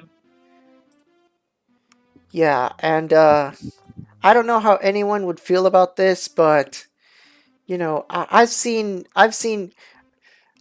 just 2 videos of some guy on YouTube who calls themselves Pimations, and just from those 2 videos, I already think Pimations is better than South Park. Huh. Why does it look like South Park? Like, why specifically do you say that for South Park? Well, yeah, because it does look like South Park, Oh. Someone pinged me. but it's better than South Park, is what I can say for sure.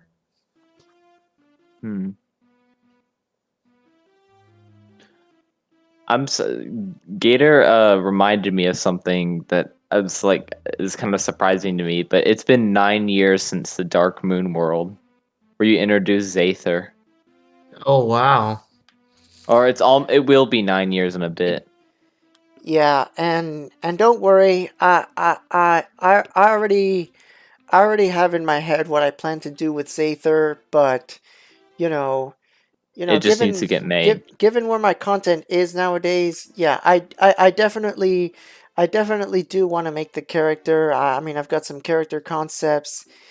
Yeah, there's just a whole lot I'd like to share with the with my team.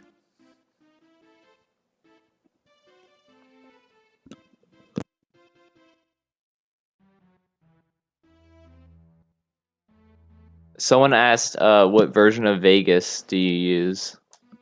The latest one, Vegas 21.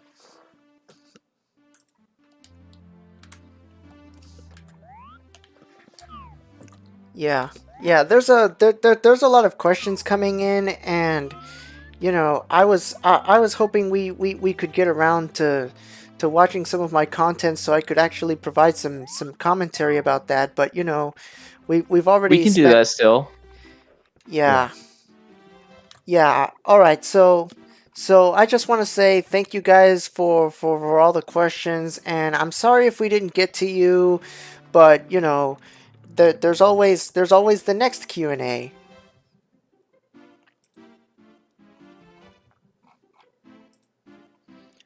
All right. So let's see what we can do here. All right. Any more questions just so we don't have dead air? Let's see. What Mario yes, verse Zather game- will be in TFA. I'll just say that. So, what Marioverse game do you guys dread 100%ing the most? I'm hesitant to 103% Donkey Kong Country 3. That's a good question. I guess it could. I think Mario Sunshine is admittedly pretty dreadful to 100%, Yeah. and I guess 3D Land as well. I like 3D Land, and No, that game was easy. however, it's just that like I don't like the fact that I have to replay the entire game as Luigi. I don't like how I That's have the to best part. touch the top of every flagpole, and Just get And, friends. really? Yeah, if you play with 4 people, you don't have to do it. I'm talking about 3D Land. Oh, Yeah. 3D Land? Oh, I thought you were talking Yeah. about World. Nah, 3D Land. Yeah, Galaxy 1's not that bad, even if you do have to play through the whole thing twice. One game I never I dread 100%ing is Origami King because you know, trying to get through the whole thing without a game over and not to mention all the all the stuff on the side. It's a whole big mess, and honestly it's something that I'm willing to do once, but then you know I'm really not looking forward to going through it again after that. I'm trying to think. Yeah, Origami King is weird to 100%. Actually, it's just kind of weird to 100% RPGs, to be honest. Because like Paper Mario goes far beyond like the side quests. There's like a lot of little stuff that you have to succeed in. It's just, and there's like a secret checklist or whatever, or just no checklist at all. Mm-hmm. I guess the same can be said for Mario and Luigi. Mm-hmm. Oh yeah, that one. And Super Mario RPG especially, because there are many secrets in the game, many of which drive some people insane. Oh, that's a reference to that one song. Yes! I could never get the 100 jumps thing. I couldn't do it. I got it by complete accident recently on my new playthrough. Guess what? I was like I got to 97 and then I Oh, I'm so sorry for you, my guy. Oh goodness, that is unfortunate. You wanna know what else is annoying? What? Getting into Crate Guy's a casino. Oh yeah, that's also really tedious. Yeah, Ugh. well. Keep in mind that you know, there weren't as many active people online back then. You know, there weren't as many active people that could dissect a new game in less than 24 hours. Yeah. No, hell, even people find all the stuff even before the game even releases, like a few days. Yeah, exactly. I mean, I can't imagine people have already data mined the hell out of Showtime. Excuse me? But they're keeping all of it to themselves and waiting until the right time. I mean, you know, it gives them an edge on YouTube, but what about the rest of us?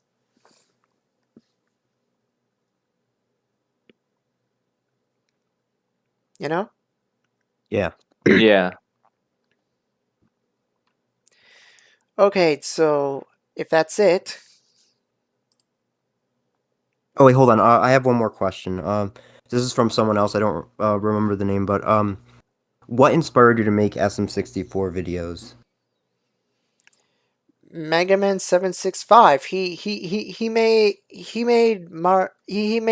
M60 SM64 bloopers in the oldest style, and you know, I was feeling very creative at the time, and you know, I wanted to do that too, and you know, at first I tried doing it on a real Nintendo 64, but I couldn't, so eventually I discovered Project 64, and it's been smooth sailing from there. Wasn't your first video based on one of his that he made? Yeah, jumping the castle. Didn't It's my bad. You go first. didn't SM3 also do that as well? He did. And MM and SM3 did a crossover of it. Yeah, I mean, there should be a G in there somewhere. I'm just kidding, but seriously, don't talk about SM3. Well, it's just in the context of your videos. Well, yeah, but yeah, We're not talking about the bad stuff he did. Yeah. Yeah, you know, I was actually worried that this Q&A would become toxic with topics of stuff like SM3 and believe me, there's worse stuff, but I'm not gonna say anything because I'm not gonna start anything. Yeah. Alright, lightning round. Is my main OC inspired by any Simpsons character? No. Have I watched Arby's and the Chief? No. Something let others... Do I have criteria for... Huh? Wait, what are you reading? I mean, I do want my voice acting to be good, and you know, I even try. I even try to make the voices sound good when it's AI voices. I know some of you are against AI voices, and you know, I can understand why, but you know, AI voices are really more of a last resort for me. AI should be used as a tool, not like actually something to get out of doing work. Exactly. We're using it in my graphic design class. We're using it as a tool. Okay. Yeah, that's good. Oh yeah. Anyways, MM, were you gonna end this stream, or were you gonna do a reaction or not a commentary part? Yeah. Yeah, actually, hold on. Yeah, look at that. Green screen with me I see. here. Yeah.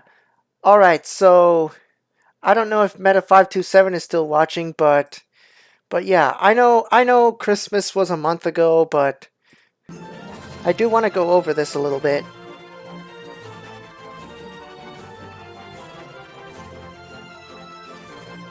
Someone asked, real quick, will the Star Wars Geminon? Geminon, yes. Yes.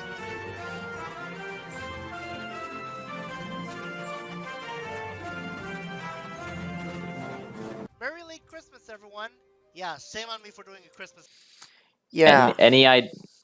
For AMG's question, I don't know if you mean for Final Attack, but I at the top of my head I know one, and it wasn't. I guess it wasn't necessarily. It wasn't that it didn't work, and I've talked about it before. But in Final Attack 3, there was going to be an extended scene explaining, sort of the origin of the doppelgangers, and it's still canon, and it'll probably get explained at another time. But it didn't really fit with the flow of the conversation that Stargus was having, so MM had to cut it. Yeah. There is a lot of unused content for part 3. I mean, oh yeah. Speaking of unused content and bonus content, become a member of my channel if you want access to that content. And yeah, there are a few more new things that I would like to introduce to my channel members. Hopefully, get more people to sign up. But yeah. Ooh, you know what you should do, MM? Yeah. You should put that extended scene as a member-only video. Oh, yeah. That's a good idea. I'll definitely do that. I mean, I already have the Wonder Bloopers Uncensored as a members only video. Yeah. Yeah, and don't worry, there's definitely gonna be more to the whole member thing, and yeah, I mean, I'm considering doing private live streams, but yeah, if you become a paid member of my channel, then you know there's definitely more in it for you than just wait and see, really.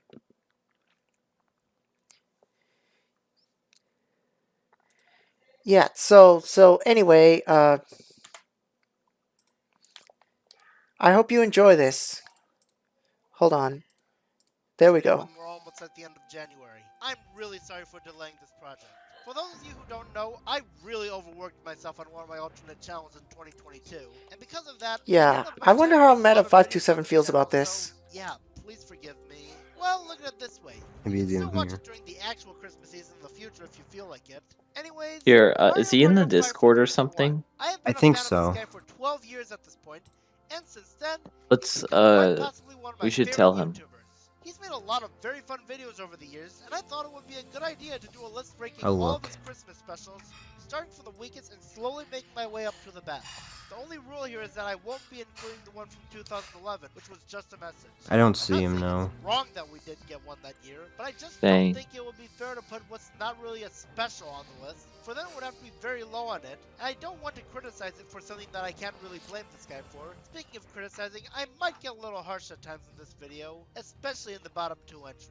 And if I do, then I deeply apologize for that. I don't mean any disrespect to this user. So with that said, Yeah. let's get started. Yeah, so yeah, I honestly not many people make videos like this one. Like there's not a lot of people that make videos reviewing my videos, and you know, I was actually very happy to see this because, you know, not a lot of people make review videos. Like I'd like to see some of my fans making videos reviewing some of my content and their thoughts and opinions on it. Explaining the timeline? I could of you? start doing that. I mean, now that I've given you guys the idea, anyone who goes back to watch this, they could do it themselves, and you know, I'd like to talk about this video that goes over my Christmas specials, and then I'd like to go over my latest video. If that's all right. That's fine. Okay, so here we go.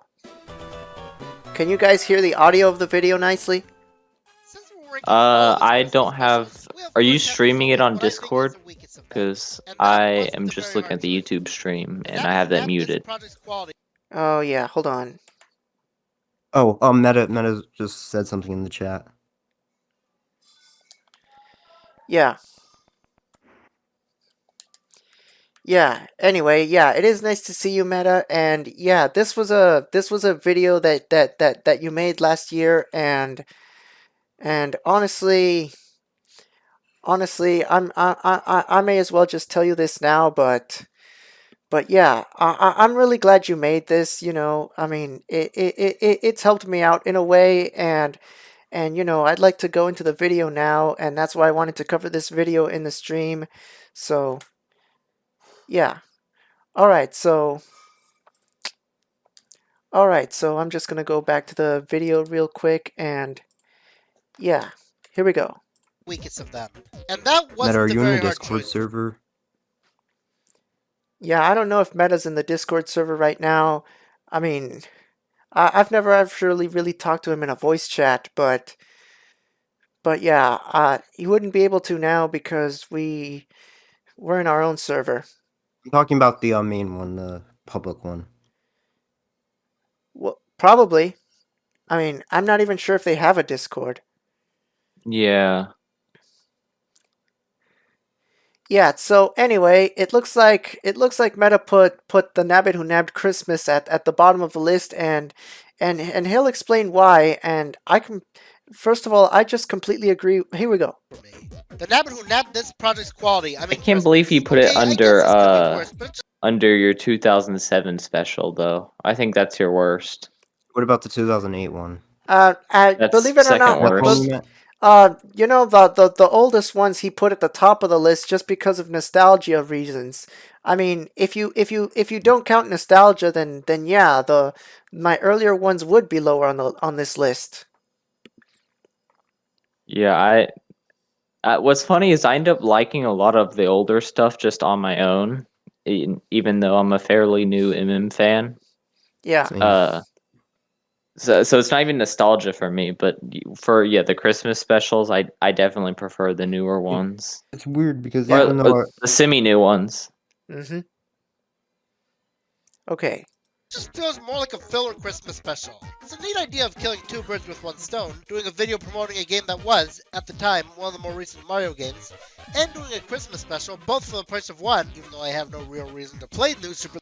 Yeah, Meta's right.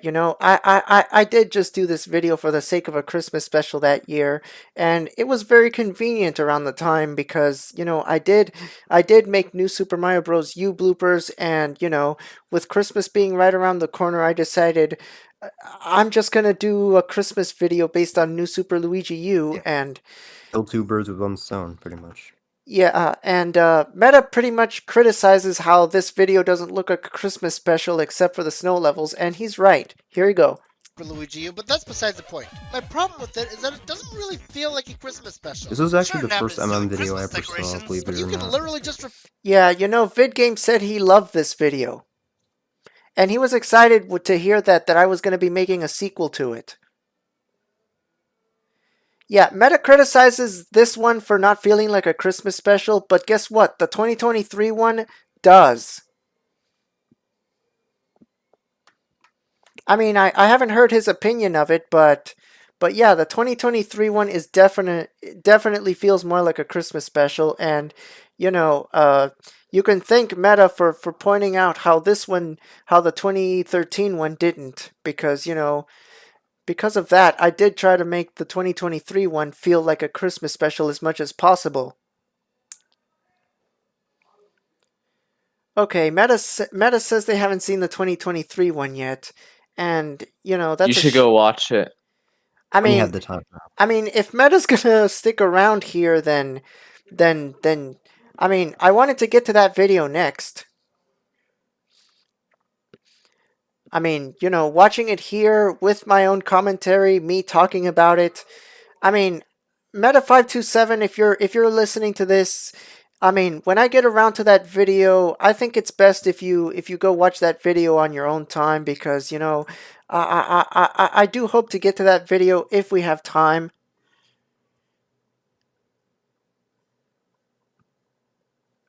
replace the words Christmas decorations with the word Sure, Nabbit is stealing Christmas decorations, but you can literally just replace the words Christmas decorations with the word furniture or money, and you'd have the same video. We don't even get to see any of the Christmas decorations themselves except for the star. Heck, it doesn't even feel remotely like a Christmas special until the 2-minute mark, and even then, it stops feeling like a Christmas special again after that. You guys remember last year when I did my everything wrong with Mickey's Twice Upon a Christmas? Yeah, Meta talks about other stuff here, not just my videos. I've seen his videos, and he talks about a lot of stuff. I mean, he talks about Nickelodeon shows, TV shows, video games. His stuff is really just all over the place. Like he doesn't really have a niche focus. Like, he's got everything wrong with videos, and he's got top 10 videos. But yeah. How one of the things I said was how the Goofy segment had pretty much nothing to do with Christmas. Well, even that felt more Christmassy than this video, because at least then we actually had snow and Christmas decorations throughout the segment. Here, however, it has like 2 ice levels, with the other levels not even being remotely winter themed. Instead, we get stuff like a grassland, a mountain with fire bars, a castle, and a desert. Yeah, nothing says winter like the desert. At least make it look like a Christmas special. I mean, for heck's sake, this game is an entire world full of ice levels, and you only use 2 of them? Let alone when one isn't even really a level? Yeah, yeah, the reason I used all these other different types of levels is because, Nabbit only appears in one level per world, and so, I wanted to have them chase Nabbit around all these different worlds, and, it just feels very limited when you're only doing snow levels, and so yeah, that sort of thing didn't really come to mind at the time.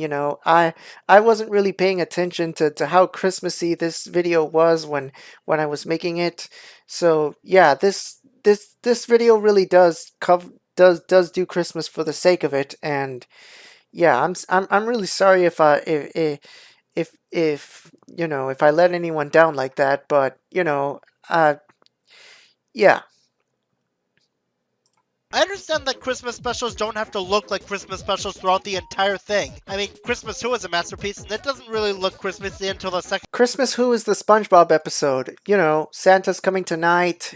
You guys remember that one? Yeah. Yeah. Yeah. half, but at least it feels like a Christmas special masterpiece, and it doesn't really look Christmassy until the second half. It really but at doesn't. least it feels like a Christmas special. This doesn't. Heck, I'll even say Goons on the Moon felt more like a Christmas special than this. Probably the best things I can say about this video is that Luigi's reaction to a comment that this Enzo guy left got a chuckle out of me. And then what so made you did the part decide to where do a Luigi reminded Nabbit the video other than the fact that he was just new? Well, Like, what made you think Nabbit and Christmas? Well, well, obviously, Nabbit Who Nabbed Christmas was inspired by Grinch Who Stole Christmas, and you know the idea of an annoying character is always just fun to play around with. Huh. Yeah. Interesting. reaction to a comment that this Enzo guy left got a chuckle out of me, and so did the part where Luigi rewinded the footage to try to reach the top of the flagpole near the end. Yeah, I like that part too. But that's about it. It's solely fitting that I wouldn't like the special, considering how I honestly don't really like Nabbit. I'm really sorry, Mario 54321. I don't mean to come off as someone who hates your videos. Your content is very enjoyable, and I'm proud to be a fan of you. But I also expect better from you. I got an ad. Yeah, I forgive you. Mario 54321's 2012 Christmas special. A video I got which, an ad while right when better you said than the that as Nabbit well. Yeah, I didn't really like my 2012 Christmas video either. In fact, even while I was making it, I didn't think it was that good. So, you know, you're not alone. Christmas still isn't one of this user's better videos. So in this video, Mario was stuck decorating the entire castle because the others never showed up. Yeah, sounds very mean-spirited, doesn't it? Yeah, one thing about mean-spiritedness is that you never really notice it because, you know, you get so caught up with your ideas. It's why there's a lot of mean-spirited episodes of some shows out there like Foster's Home for Imaginary Friends, and basically anything made by Lauren Faust can get very mean-spirited. And What about you know, modern SpongeBob? oh, definitely. Squidward And torture episodes. torture porn. Squidward torture porn. Yeah. Yeah, honestly, I didn't really mind the Squidward torture form because I didn't really like Squidward. In fact, I still don't. But yeah, now that I know torture porn of him is a thing, I can at least try to feel more sympathetic towards him.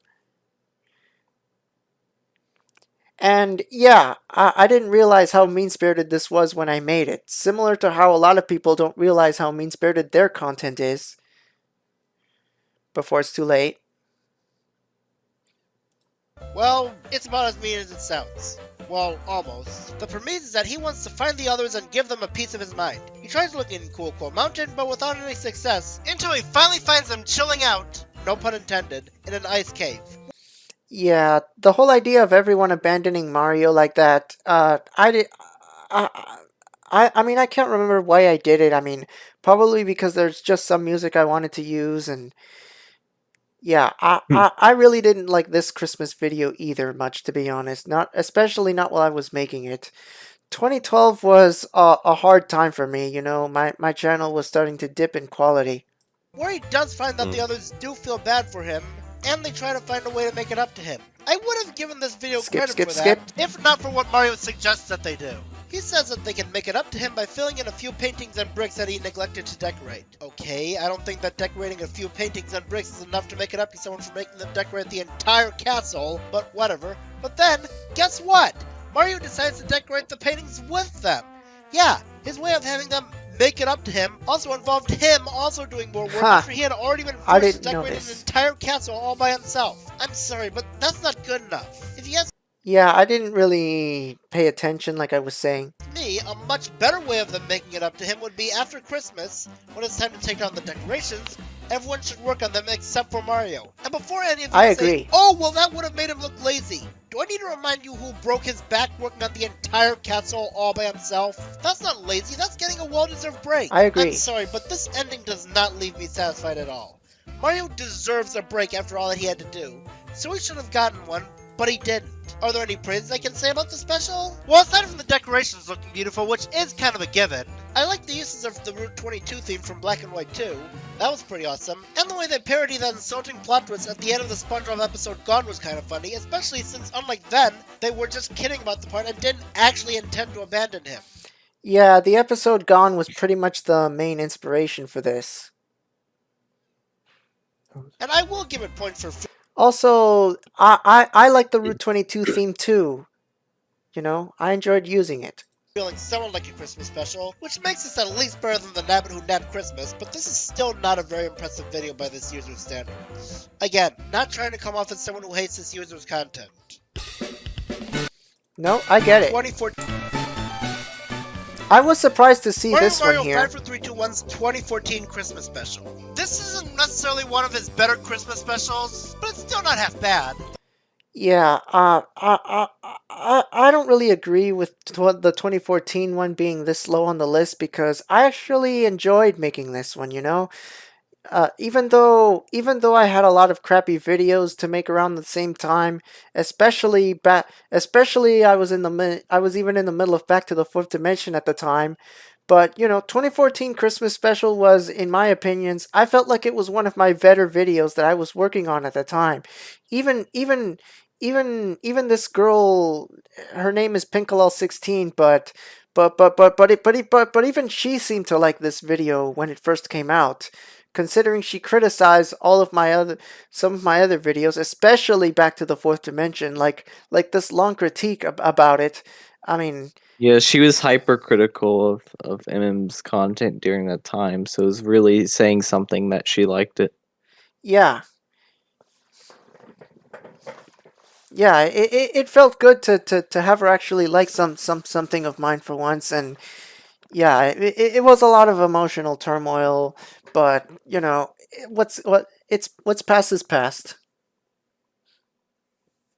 The first thing I like is the usage of the Omega Ruby and Alpha Sapphire version of Slateport City's theme at the beginning. I'll talk about later why I like the usage of Slateport City's theme for the Christmas specials, but I will bring up how I like the usage of the Omega Ruby and Alpha Sapphire version of the song here, because it's a great way to celebrate the release of games that were We're watching something right now. and even has Freezy's Peak from Banjo-Kazooie in it. I didn't expect to see that. As well as a couple other new winter stages that weren't in Mario 64. Those are kinda cool. This special's premise is that there's a new villain who's trying to destroy Christmas. Kind of basic stuff, the conflict doesn't come in until we're almost... Yeah, the villain is really from the very end of Peach's Christmas Invitation, and yeah, it was just something that showed up at the last minute, and I didn't really know what else to do with it, so I just sort of went with it. But you know, I definitely have ideas, and just wait and see. Almost at the halfway point, and we don't get an explanation as to why it was to destroy Christmas, but at the same time, I feel like that's maybe supposed to be the point. And if it is, that works great with the whole otherworldly foe thing, and it had also been 4 years since the last time our heroes actually had to save Christmas, so there's that going for it. The fight itself, well, nothing groundbreaking. The way it uses a boss that isn't even in Mario 64, that makes the fight with it feel kind of fresh while still being used in the Mario 64 engine. But what puts it this low on the list is the fact that the only things I can really say that I loved about it were the usage of the remake of Slateport Mario, destroy. theme and Freeze's EP. Artificial And I also preferred intelligence the older that is Christmas bent on specials when the castle was destruction. actually decorated for Christmas. I mean, I do like how it's a recreation of its Paper Mario design, but it doesn't really fit the Christmas mood. Overall, it could have been better, but it does have some great ideas to appreciate about it. Oh no! Yeah. Yeah, I mean, I don't exactly agree with Meta's opinion on that video, just because there were only a few things in it that he liked. For me, that was still one of my better videos, at least for that year. And here I am just cracking my knuckles. Okay.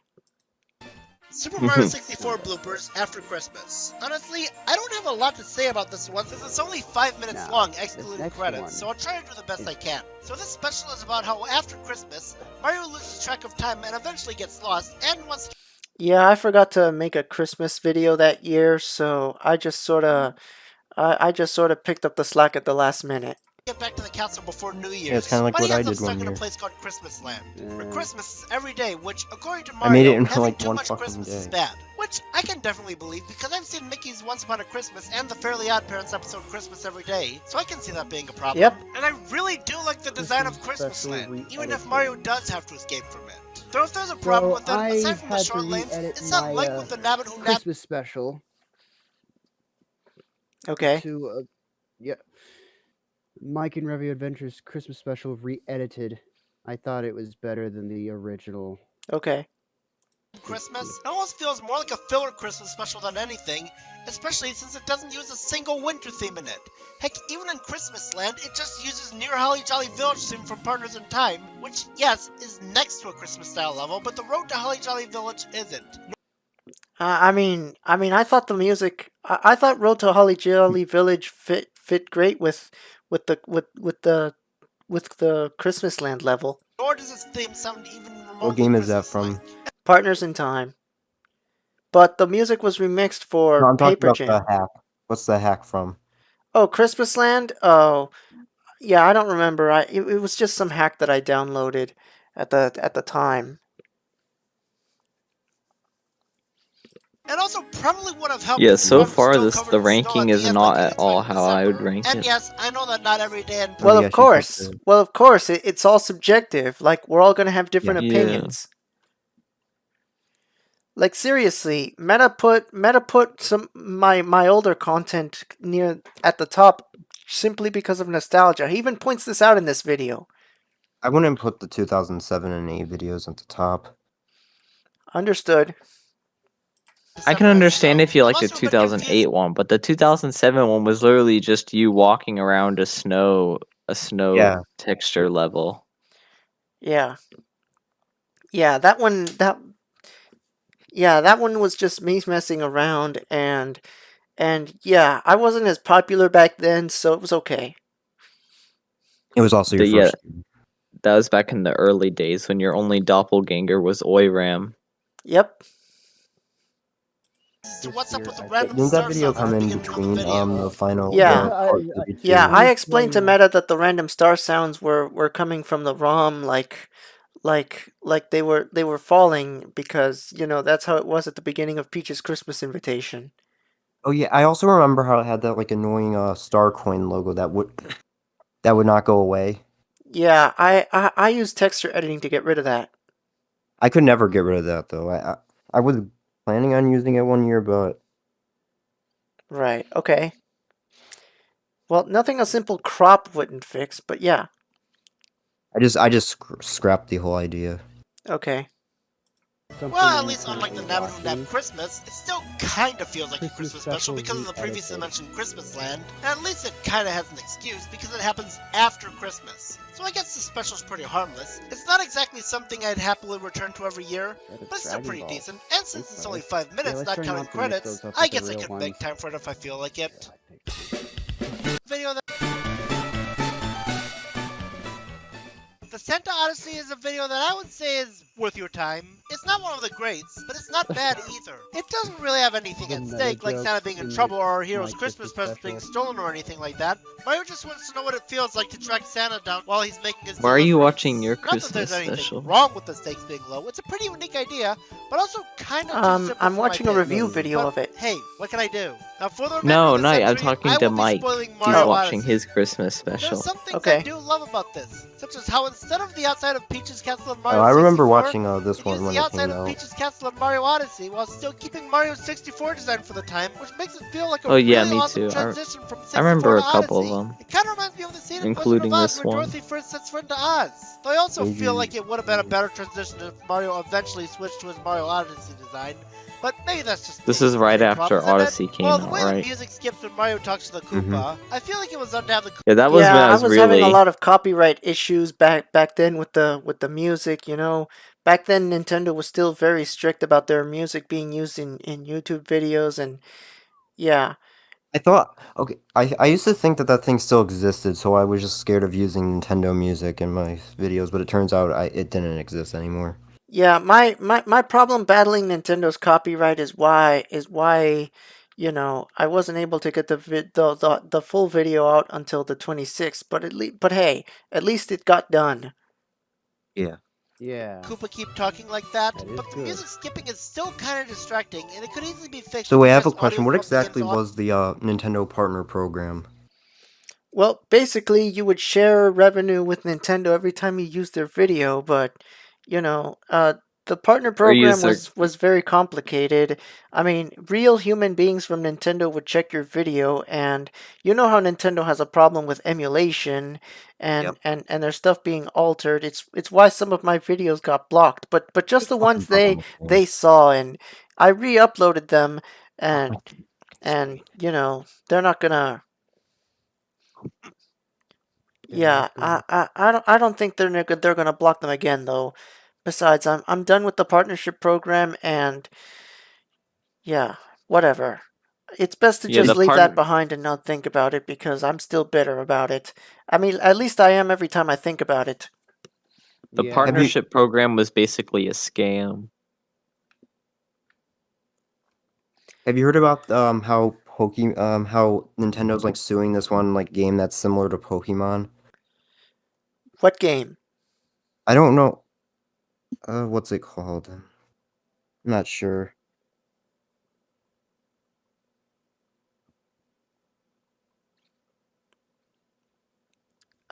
If you remember, type it in the chat and let me know. Audio with the Levels Respectful theme and the Koopa voice clip. And also the fact that, like in the Nabbit Who Nabbed Christmas, it doesn't spend as much time in a winter level as I feel like a Christmas special should spend. As a matter of fact, we only spent 10 seconds in this game's ice level. Yeah.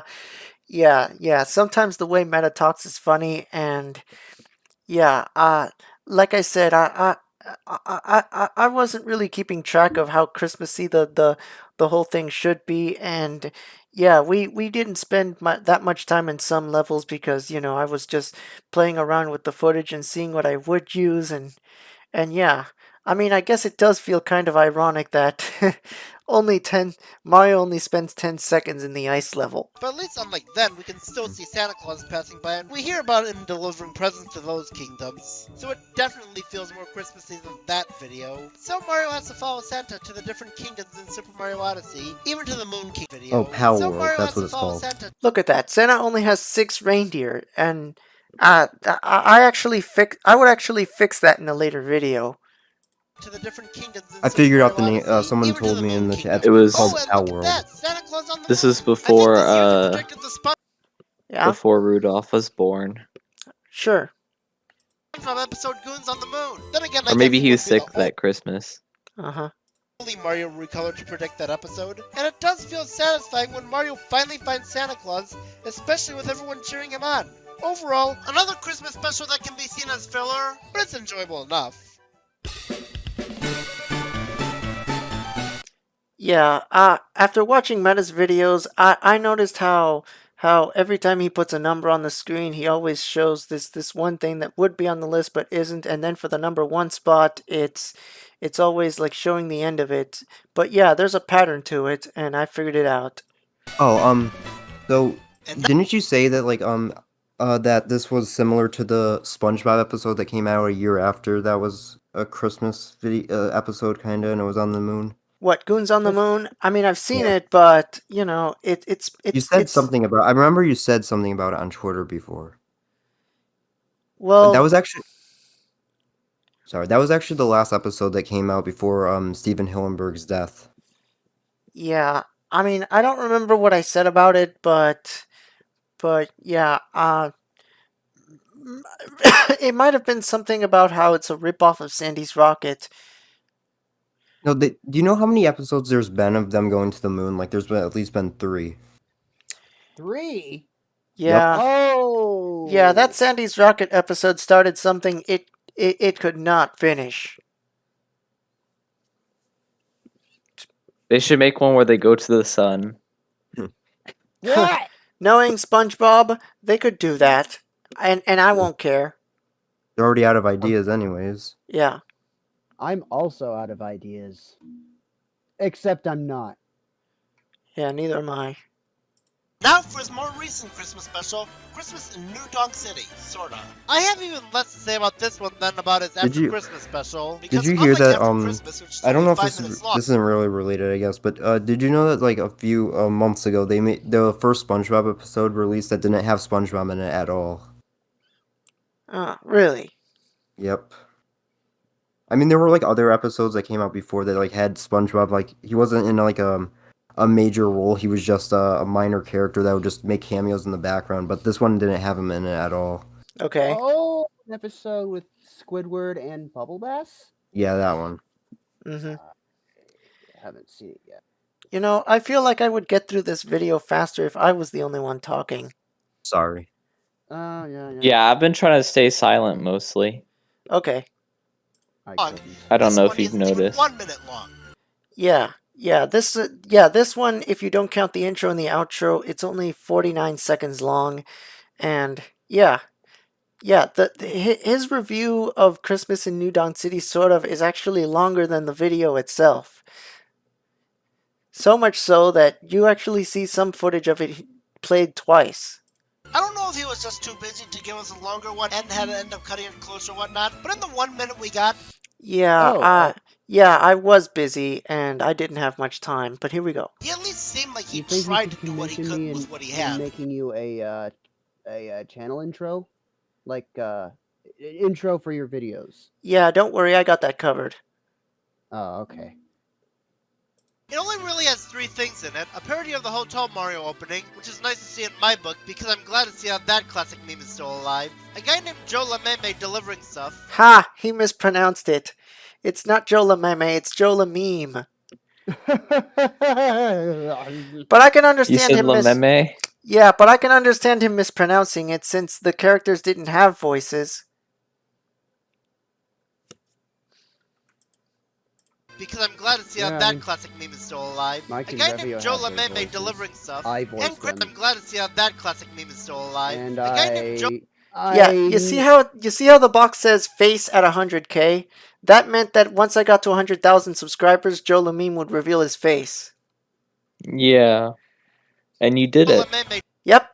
Delivering stuff. And Cranky Kong, who is watching a TV that just happens to be in the middle of town, and laughing at every time Mario is in pain in the new Mario. Yeah, the TV was in the middle of town because, too lazy, that sort of thing. Watching a TV that just happens to be... Yeah, this is just putting a couple of ideas together. In the middle of town, and laughing at every time Mario is in pain in the new Mario movie trailer, which is something I could definitely imagine Cranky Kong would do. But yeah, MM54321 didn't really do much with this year's Christmas special, which is why it's not higher on the list. I don't really have a good reason for not putting this entry any lower, especially since it doesn't have much to do with Christmas, aside from the snow, and how the song played in the video is much more fitting for Christmas than any of the songs used in that entry put together. While I wish he had time to do more with this, and I am kinda disappointed, I'm not mad, for this was still not half bad way to kill a minute. Let's hope that he has time to put more effort into next year's Christmas special though, assuming he'll be able to do one.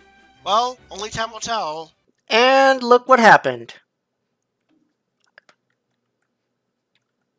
I actually did it. Oh? Wouldn't you know, in 2010 we got Joe 2 LaMeme Christmas makes specials a from this cameo year. appearance. I'll talk about this one now and the other one later in the list. Anyways, while Merry Christmas funny. 2010 doesn't really stand out. Yeah, I was surprised to see Merry Christmas 2010 on here because, I don't really consider Merry Christmas 2010 to be a second Christmas special for that year. For me, Merry Christmas 2010 is really more of a video that I just made afterwards to showcase a few things and just to say Merry Christmas and a Happy New Year.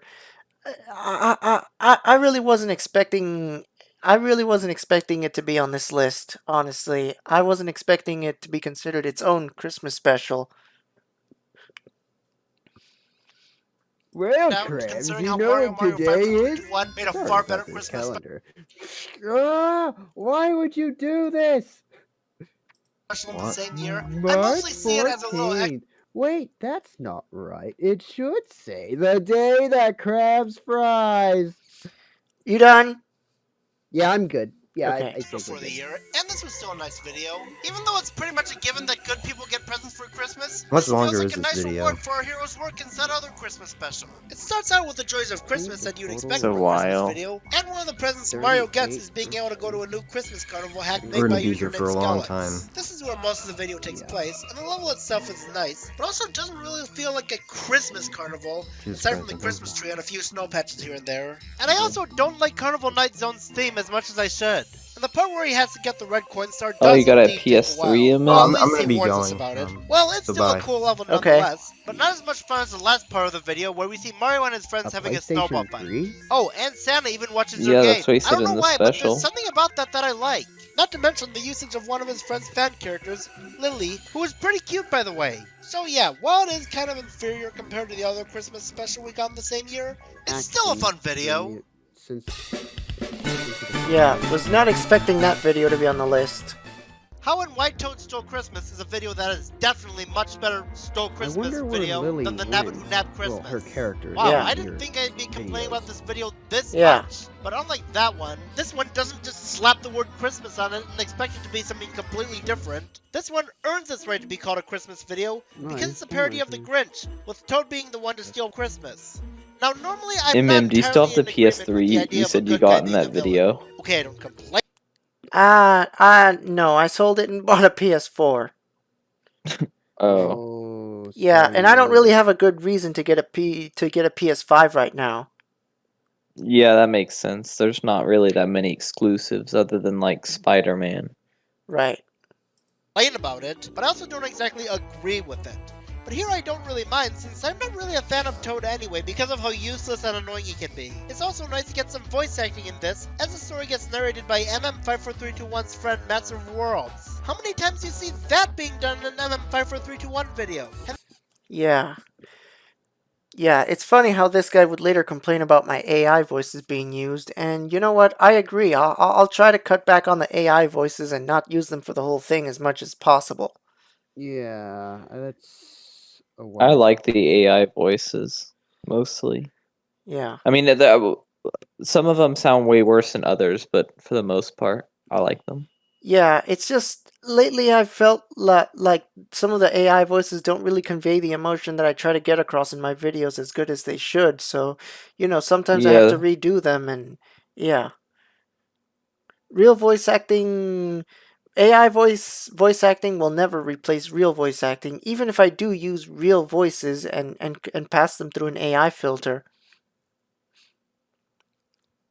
Having everything be told through actual voice acting instead of text. Not that I mind the text, but voice acting makes this feel like a unique occurrence. Not to mention the parody of the song You're a Mean One, Mr. Grinch is a fun parody, even though the rhymes he is using voice actors. Yeah, like now that Nicky Jones voiced a character in one of my videos, I don't think I'm ever gonna use AI for his voice out of respect.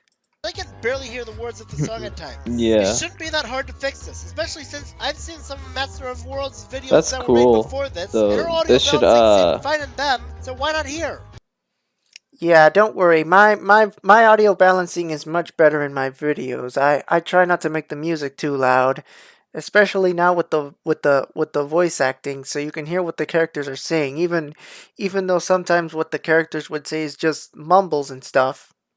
But despite this song is still a good parody, and has some clever Mario references thrown into it. Though it also makes me wish that the rest of the storytelling was more in the style of the Grinch story than The Night Before Christmas, because it's supposed to be a Grinch parody, and not to mention Night Before Christmas style narrations feel somewhat overdone, well to me at least. So it eventually turns out that the reason Toad stole Christmas was to get revenge on Mario for accidentally running over his pizza with his cart. And yeah, that is a stupid reason, but at the same time, the video makes it clear that it's supposed to be a stupid reason, so no complaints from me. But how is this conflict resolved? Toad gets a new pizza from Santa Claus to make up for the one that was ruined. I'm surprised he's still got a present even after all that, but at least all's well that ends well. At least something happened that made him return the presents. So do I recommend this? Multiple Totally. people on the stream are saying the usual stuff. I watched you as a kid. Thank you for the videos. 1 second. Oh yeah. I get that all the time. Yeah, he really does. Like every stream or every video, there's someone that rediscovers his channel. Yeah, and that's fine. Man, what is wrong with me? But yeah, I'd recommend this if you like Christmas stories told in rhyme. Before Masters of the World got her own custom model, she had a Christmas color 2016, code. Mario 54321's Mario Lonely Holidays. In this one, the others find model with MM54321 on a lonely island, where he is stressed out about 2016, especially since he wasn't able to get more videos out that year. And that is something that I can sympathize with and even relate to, since in the same year, I had gotten a job and I felt very stressed about it, and even felt like I didn't have that much time anymore. So yeah, I can imagine how it must have been for him, and yeah, I do feel bad for him about it. Anyways, Mario 54321 is depressed on this particular Christmas Eve. So Starman 3 tries to I cheer don't him know up what I'm and saying. says some really meaningful How is that words better at than him. a It even reminds recolor? him of the other great Christmas specials he did in the previous 9 years up I to that meant point. for And the series of masters. flashbacks to said Christmas Oh. specials really does bring back some great memories. I guess. So it also makes me feel a little bit bad about Hey, myself look, there's for joining MM with Roblox weird fans shading Merry because it's Christmas on a different ROM hack. 54321 special after hearing how much of a bad memory it is to him. Well, Yeah, literally the only reason the Christmas monorail was a bad memory is because I made it for a contest and it lost. That's literally the only reason why it was a bad memory, and you know, it was because of how I reacted and the way I felt about it at the time that really stung. What even won the contest? You wouldn't believe that giant hole that Mario tries to get out of in Merry Christmas Mario 54321 Part 5. You know, that giant hole? Yeah. That one. Yeah. That was one of the winners. Really? Yeah. And that's understandable because it was very well made. An art contest. Look at that. Was. Look at that. Look at where I paused the video. My character is literally saying why it was a bad memory. Entry for a Roblox contest for that year that didn't win. Exactly. well, there are some things that I felt worse about liking, so compared to those And instances, I the guess I way don't you feel handled as it, bad. I mean, I understand you regretted how you handled it. Yeah. Yeah, believe me, I was an emotional wreck at the time. Yeah, I've been there. And yeah, I am glad that things worked out for him in the end. Now, like with After Christmas Yeah, that's part of the reason I don't like to go back to Roblox. and Christmas New Donk City, I don't really have much else to say about this MM, one, someone mainly asked because a lot of it if consists of whenever people say they used to like your content, if it makes you feel old. I mean, yeah, it does make me feel old at times, but at the same time, yeah, at the same time, you know, it's good to see some people that grew up with my content. A Christmas feast? Yeah, and I'm it very probably hungry. it probably doesn't make him feel as old as some people might think, because you were also fairly young when you started making videos. Yeah. Yeah, I was. So, flashbacks to previous Christmas specials. Someone I'd say my mentioned only a problem with Christmas this is the fact that feast? it's meant to be a continuation of his After Christmas Mike special from Saber the year when before, someone but mentions it a doesn't really feast. feel like a continuation I of am it, other very than including a hungry. flashback to it. But overall, this special And itself is starts pretty good. eating like Goku or any anime Santa protagonist. Odyssey may not be as good as I remembered, but a year later we got a One sequel that is Piece, definitely preferable. Naruto. Simply known as Another Santa Odyssey. Luigi is wondering why there aren't any Christmas decorations up even though it's Christmas Eve. Even though there weren't any Christmas decorations on the castle since 2012, and even less up the year before this one, so I don't see anything new. But yeah, him acting like this is completely new is a minor thing. So Mario decides to go to the North Pole and ask Santa Claus for help with it. And the fact that Shiveria is used for the North Pole, which is kinda obvious, but at least we actually spent more time there than we did in the previous Christmas. Yep, Mario spends way more than 10 seconds in the Snow Kingdom here. Special. Santa asks Mario to help deliver some presents for him if he wants his help. And it is nice to watch Mario giving presents to everyone. I didn't know this came in a Santa Claus costume, Where are all so the this is a bearer of decorations? good news for me. While I wish it used a winter-related theme when Mario was delivering the presents, the Mario 64 remix of Jump Up Superstar was a pretty awesome choice of a song. I would have preferred the actual version of the song, but this was still great. I would have Yeah, the actual version of the song, I mean, it's been used a lot, and I thought using a remix would change things up a little. liked the special more, if not for one huge Have a new problem towards umbrella. the end. The You'll fact that need Santa one. outright breaks his promise and doesn't give our heroes the Christmas decorations he promised. Yeah, Santa didn't actually promise anything in that video. Like he didn't, like I checked that video and he literally did not use the word promise. I mean, okay, I will admit Mario did have Santa's word that Santa would deliver, but I guess that year I tried to deliver the message that it wasn't about what about the prize, that like the real prize should be the satisfaction of having done what you needed to do. But yeah, I guess somehow that came out wrong with at least one other person, and he was the only person to complain about it. And yeah, I mean, it got me to realize why. I don't care if he just tells Mario that the satisfaction of giving to others was worth it. He still broke his promise he made to Mario. Well, at least our heroes still get decorations at the end. And for the first time since 2012, the castle actually has Christmas decorations. It still has the Paper Mario castle design in some parts, which, once again, is still nice. But the other parts are actually decorated for Christmas like in the old days. And as always, they are beautiful while still being new. This is definitely an improvement over the first slide video. whistle. And if you like that one, you'll probably like this one too. Oh, good. The Christmas decorations Maker. are up. Man, I cannot believe I forgot just how good this video is. I mainly just came back to it to see what I would say about it for the list, only to be genuinely impressed by I like it. this one It too. starts out with some Twitch highlights of Mario Maker 2, and while it can be seen as filler, it's pretty fun to watch as far as filler goes. Seeing that cool coin Triforce, and the part where he kept clicking the character icons to have them play their voice clips was also kind of funny. It reminds me of what some of my friends sometimes do when choosing their character in Smash Brothers. As for the video itself, Santa Claus asks Mario if he'd be willing to do some jobs for him, where he won't receive any real payment other than the satisfaction and joy of helping others. Kind of like those volunteering jobs. I would have been bothered by that, but the fact that he only asks Mario if he'd be interested instead of making him do it, that's what I like to see. Especially since, unlike in another Santa Odyssey, he doesn't promise a reward that he never gives. And yes, it does feel good to help No, it others, wasn't in the especially around song. the It was holidays. Mike's Especially audio. since the jobs do look like fun, so I guess he didn't really need a reward for it.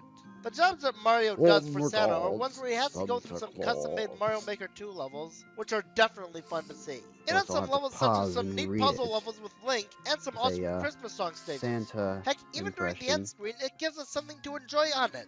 I'm probably alone on this, but usually when I get to these kinds of end screens, I'm like, well, video over, time to click to the next one. But this one actually gave me a reason to stay until the very end. Not saying there's anything really wrong with these kinds of end screens, but this one got my interest more than those kinds of end screens normally do. Anyways, yeah, these are some pretty awesome stages, and I'd gladly agree to play them myself if it weren't for Nintendo Switch putting a paywall on online play.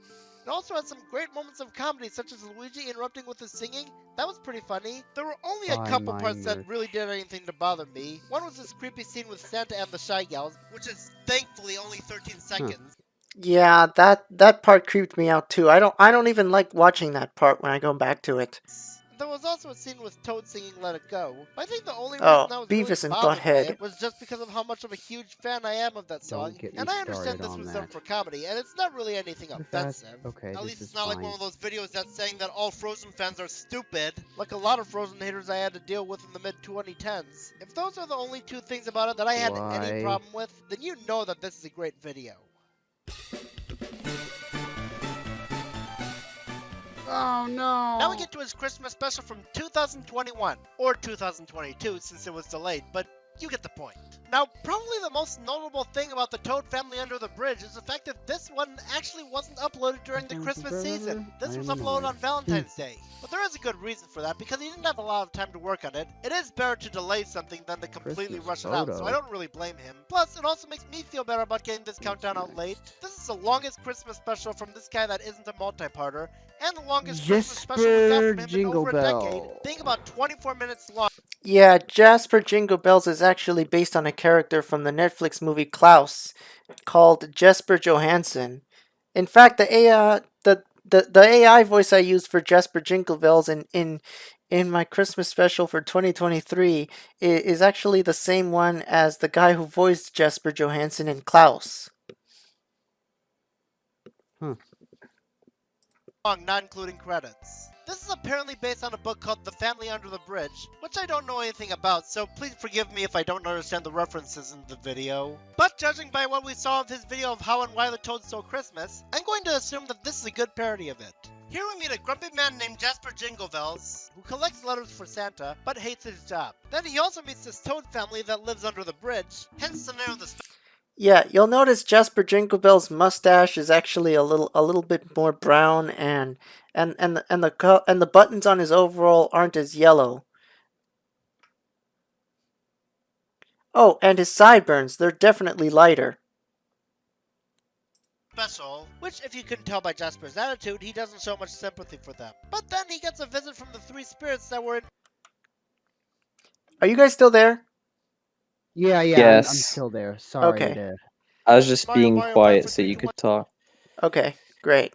Christmas Carol, and their designs have been updated to look more like something you'd see in his newer videos, which really shows how far this user's come. Their visit is Yeah, only the brief, Toad so they don't family really under have the time to bridge change is one of him, my but I'm favorite, so though. glad to see them again with their new designs. Jasper does get an idea to have the children deliver, but I'm so glad how far this user's come. Their visit is only brief, so they don't really have time to change him, but I'm so glad to see them again with their new designs. Jasper does get an idea to have the children deliver some of the letters for him. Familiar.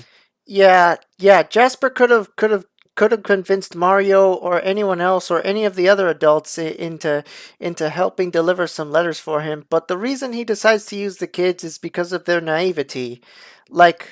Like he could like he could easily convince the kids into him, but you know, the others aren't going to be as willing. Like Jasper would have a harder time convincing them because, you know, it's his job.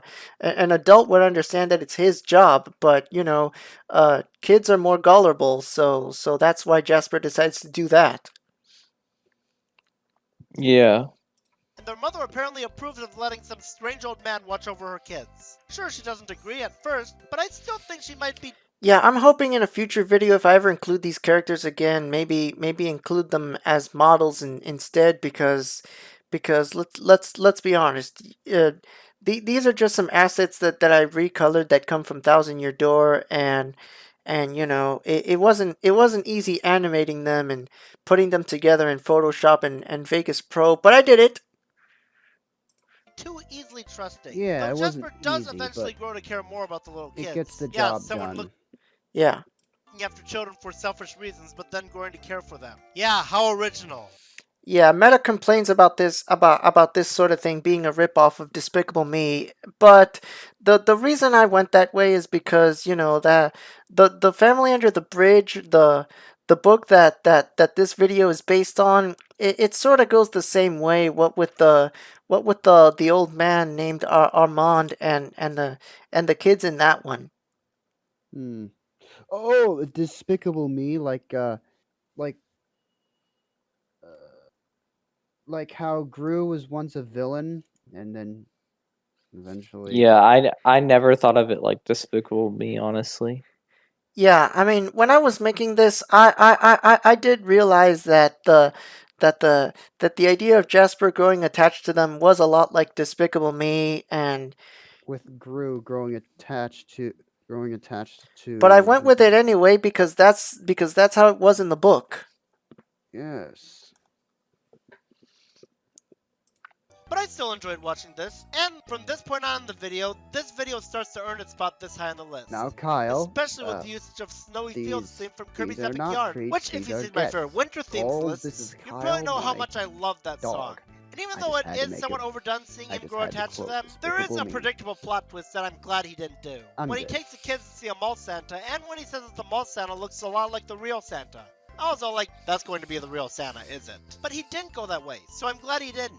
Instead, it's revealed later that the actual Santa was accidentally turned into a figurine by Ashley. So yeah, this one figurine of Santa that we saw earlier was the real Santa.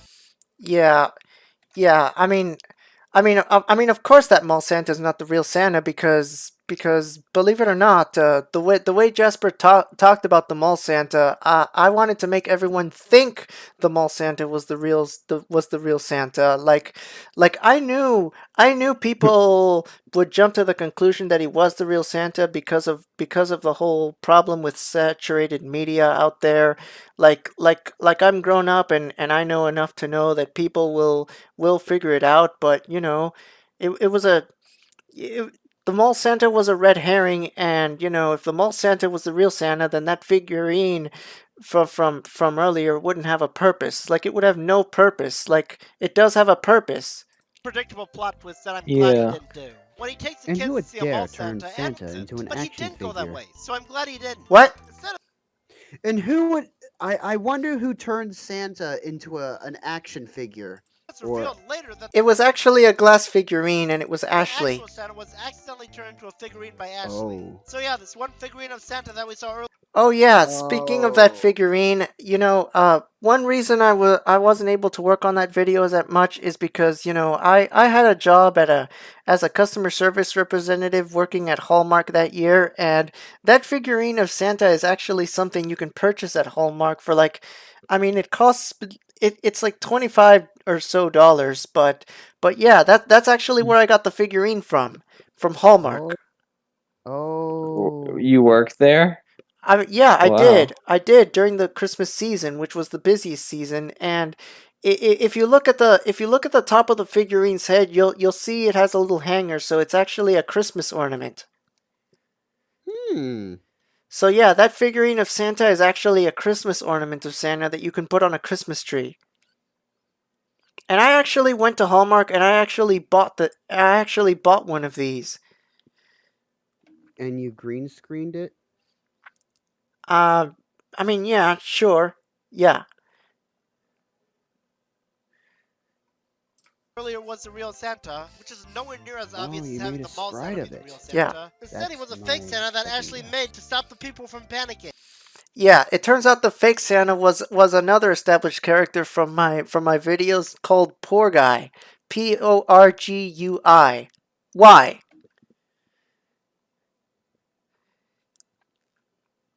Poor guy. Yeah. Yeah, that's the play on words. Yeah, and he was also seen in my Wonder Flu video. But yeah, Ashley made that fake Santa out of that Poor Guy character because he wanted she wanted everyone to believe that Santa was fine. And so yeah, if this video, the closest thing to a villain in this video isn't Ashley, even though it is her fault and she's trying to save everything, even though Jasper was against her. Yeah, Jasper was actually the most villainous character. It's like Ebenezer Scrooge in A Christmas Carol, but different. So. Speaking of Ashley, she plays a big part in this. And I don't know how I'd feel about her in the WarioWare games, since I haven't played them, though I have heard Ashley's song in Brawl, and it makes her sound like an annoying brat. But in this video, she was actually pretty cute, especially with how caring she is for the kids. Anyways, in the end, Jasper decides to adopt the kids, and while that is kinda cliched, it still feels nice seeing him do this. I'd say if there's any flaw in the special, it's that sometimes the text goes by too quickly. Yeah, I didn't want this video to be too long, so... And the characters had a lot to say, and I was trying to cut down on the runtime, but I guess I shouldn't have done that, but whatever. I literally had to keep pausing the video in order to read it all. But at least the text goes by at a reasonable speed in the rest of the video. And out of MM54321's Christmas specials made from the past few years, this is definitely my favorite out of them. And it probably would be even higher on the list if I didn't have a lot of nostalgia bias for the top 4. You see? He has a lot of nostalgia bias for the top 4. Mario 54321's Christmas special. The first, Christmas special that he ever made. Now we're at the ones that I feel like I absolutely have to watch every year. Though with most of the entries near the top, I think the only reason why I'm putting them this high on the list is because of nostalgia, especially in the case with this one, but this is just how I rank them. Yeah, the fact that the bottom 3 are the 2012, 2013, and 2014 ones says a lot about where my channel was going. Like, the oldest ones are at the top, but the ones from 2012 through 2014 are at the bottom, and so on. And I improved from there, sorta. Yeah, I did. Now, as stated in the later Christmas special that will eventually show up on this list, he didn't really go all out on it because he wasn't as popular back then. But our project can be simple and still enjoyable, and this is proof of that. One thing I like is the use of Slate City music, since Pokemon Sapphire was my favorite game as a kid, and it's still one of my favorite games today. And I never noticed that Slateport's theme actually does sound fitting for Christmas, despite not playing in any Christmas or winter-related scenarios in its respective game. And for those of you who haven't heard it, no, that's not the song I'm playing in the... Yes. Christmas 2027, expect a remake of this. Century, I'm using a completely different song. And then we have the big finale, where Mario dances to a remix of Slateport City's theme, which is apparently a new Christmas song, even though it would never be heard on any radio during the holidays. Sorry, that was jerkish of me, but it's still an enjoyable part. It was kind of a glorified move showcase, but it was actually kind of cute seeing Mario and the baby penguin dancing. And I remember for the longest time thinking that the Slateport City remix used was a fan-made Christmas remix of the song. So you can probably imagine how disappointed I was to learn that it wasn't a fan-made Christmas remix, but just a vocal remix. Still nice though. However, I will say that if you aim to watch all of Mario 54321's Christmas specials, it would probably be okay to skip this one. No, don't get the wrong idea that I'm bashing on this. I was about to say that Mario 54321 also had pretty much this entire special in a flashback during his next year's Christmas special, so you could always just watch it there. All you'd really be missing are Mr. Happy Snowball Man evaporating, Mario 54321 climbing to the highest tree and jumping down from it, the announcement of the finale, and the Happy Holidays message at the end. So I'd say you could just watch this in the flashback of that video. You'd still be enjoying this video, just not the actual video. How do I word this? But yeah, you can probably skip this, or at least watch this in the actual video, and when you get to Merry Christmas Mario 54321, watch only a couple minutes of the part 3, which I'd say is probably the better alternative since the video quality is better in the original video. Overall, for a special that doesn't really have a plot or anything like that, it's an overall good time. Yeah, I agree, it is an overall good time. Mario 54321's Christmas Carol. This one is a project that managed to combine both a safe Christmas plot and a Christmas Carol style plot. And in the latter category, it's actually an interesting twist on the whole. Yeah, that's Super Wario 98 on the right. Super Wario 98. Yeah, I mean... Yeah. You said he died in real life. Yeah. Yeah, R.I.P.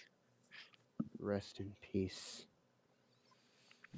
Yeah, I think that would be why he's here now. Although I can't remember what year it was. I mean that would explain why he's here as a spirit. I don't remember. I think he said it was like. Didn't you say it was like New Year's, like 2009 or something? Oh yeah, yeah. But if it was New Year's 2009, then that wouldn't make this ironic. Like Mario, like my 2009 Christmas special predicted his death. That would actually be scary if you think about it. No, I mean it was the year before that. It was the first day of 2009 he died.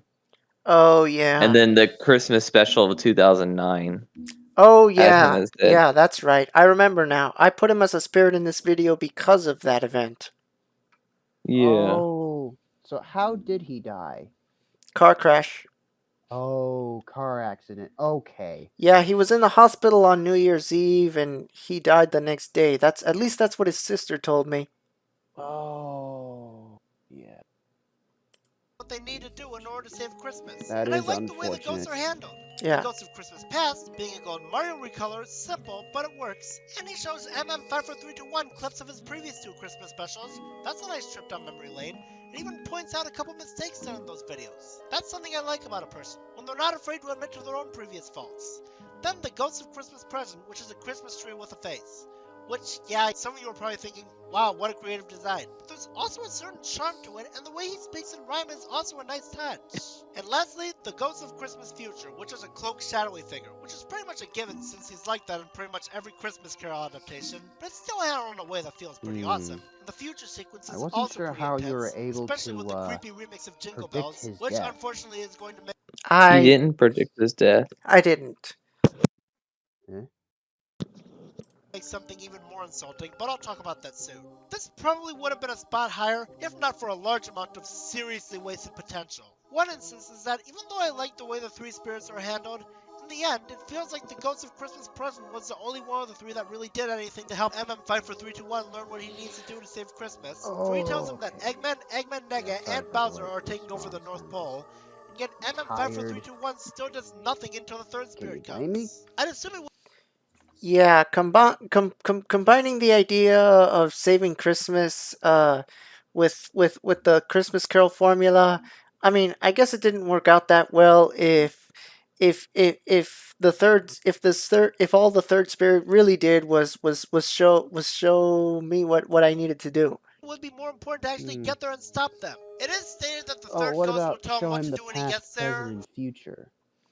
Yeah, I mean, going back to previous videos, then the present, which is really all he needed to know, and then the future.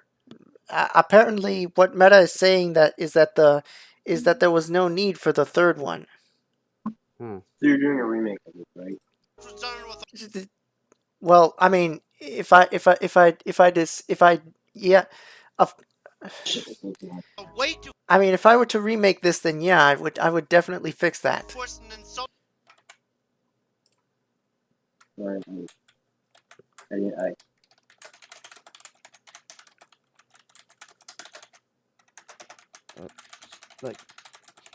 Like, wait. Candy Cow 7 had help from Obvious both segue, by the way. heroes But it doesn't even and show him villains. what. Yeah, Whoa. yeah. He had many chances to change, but you know he was. To do when he gets there. He just shows them that He no one will get what turned they want for evil. Christmas, He which was obvious decided anyway. that I'd give credit for the being Ghost a of Christmas villain is Past helping something him he remember to is take a plane to the most North No, Pole. good. If he didn't just decide to fly there on his own times anyway. So instead of feeling like plane to the North Pole, The if he villain. didn't just decide to fly Look at that. Look at that. My character's shoes. They're gone. Like I must have had a blue screen at the time. on his own anyway. So instead of feeling like Christmas I is want to save wrapped. Christmas but I don't know how to, it feels more like I want to save Christmas but I'm not going to until the last ghost comes. But easily the worst case of wasted potential was what's at stake. It was established earlier that not only is Eggman putting everyone on Oh the naughty yeah, I list, see what you the mean. fact that everyone doesn't even get coal and You that they could have at become least Eggman's used a slaves green instead. screen instead That of is a blue actually pretty screen. clever and a That very might have dark been the concept as far problem. as Christmas specials go, if not for how later it completely forgets about the whole slaves thing and instead just Wait. decides, nope, let's just This have is everyone get coal. before Mario 64 Movie Maker 3. Yeah, my storytelling was all over the place at the time, so I did forget about the whole slaves thing, and yeah, Christmas Carol is pretty much a mess in that way, but Christmas Carol, you can agree that Christmas Carol was my most interesting because I feel like Christmas Carol had the strongest save Christmas type of plot of all my videos. I always like Yep, that dark future sequence, which was supposed to be a very dark moment, all happened because everyone's getting coal for Christmas. Which, mind you, is still bad, but having an entire dark future sequence be triggered just by that? Do I even need to begin to explain how insulting that is? The dark future would have been much more warranted if he had just stuck to the everyone becomes slaves thing. Did he even look over the story before he uploaded it to YouTube? Yeah, I didn't really have a story to look over. I just sort of made it up and went with my gut as I went along. Or was the part where our heroes are told they become Eggman's slaves, the supposed surprise for Sonic and his friends that Eggman was talking about earlier? If so, the special does nothing to make it clear that that was the intention. And we don't even get any explanation as to how everyone getting coal will apparently lead him drowning in quicksand.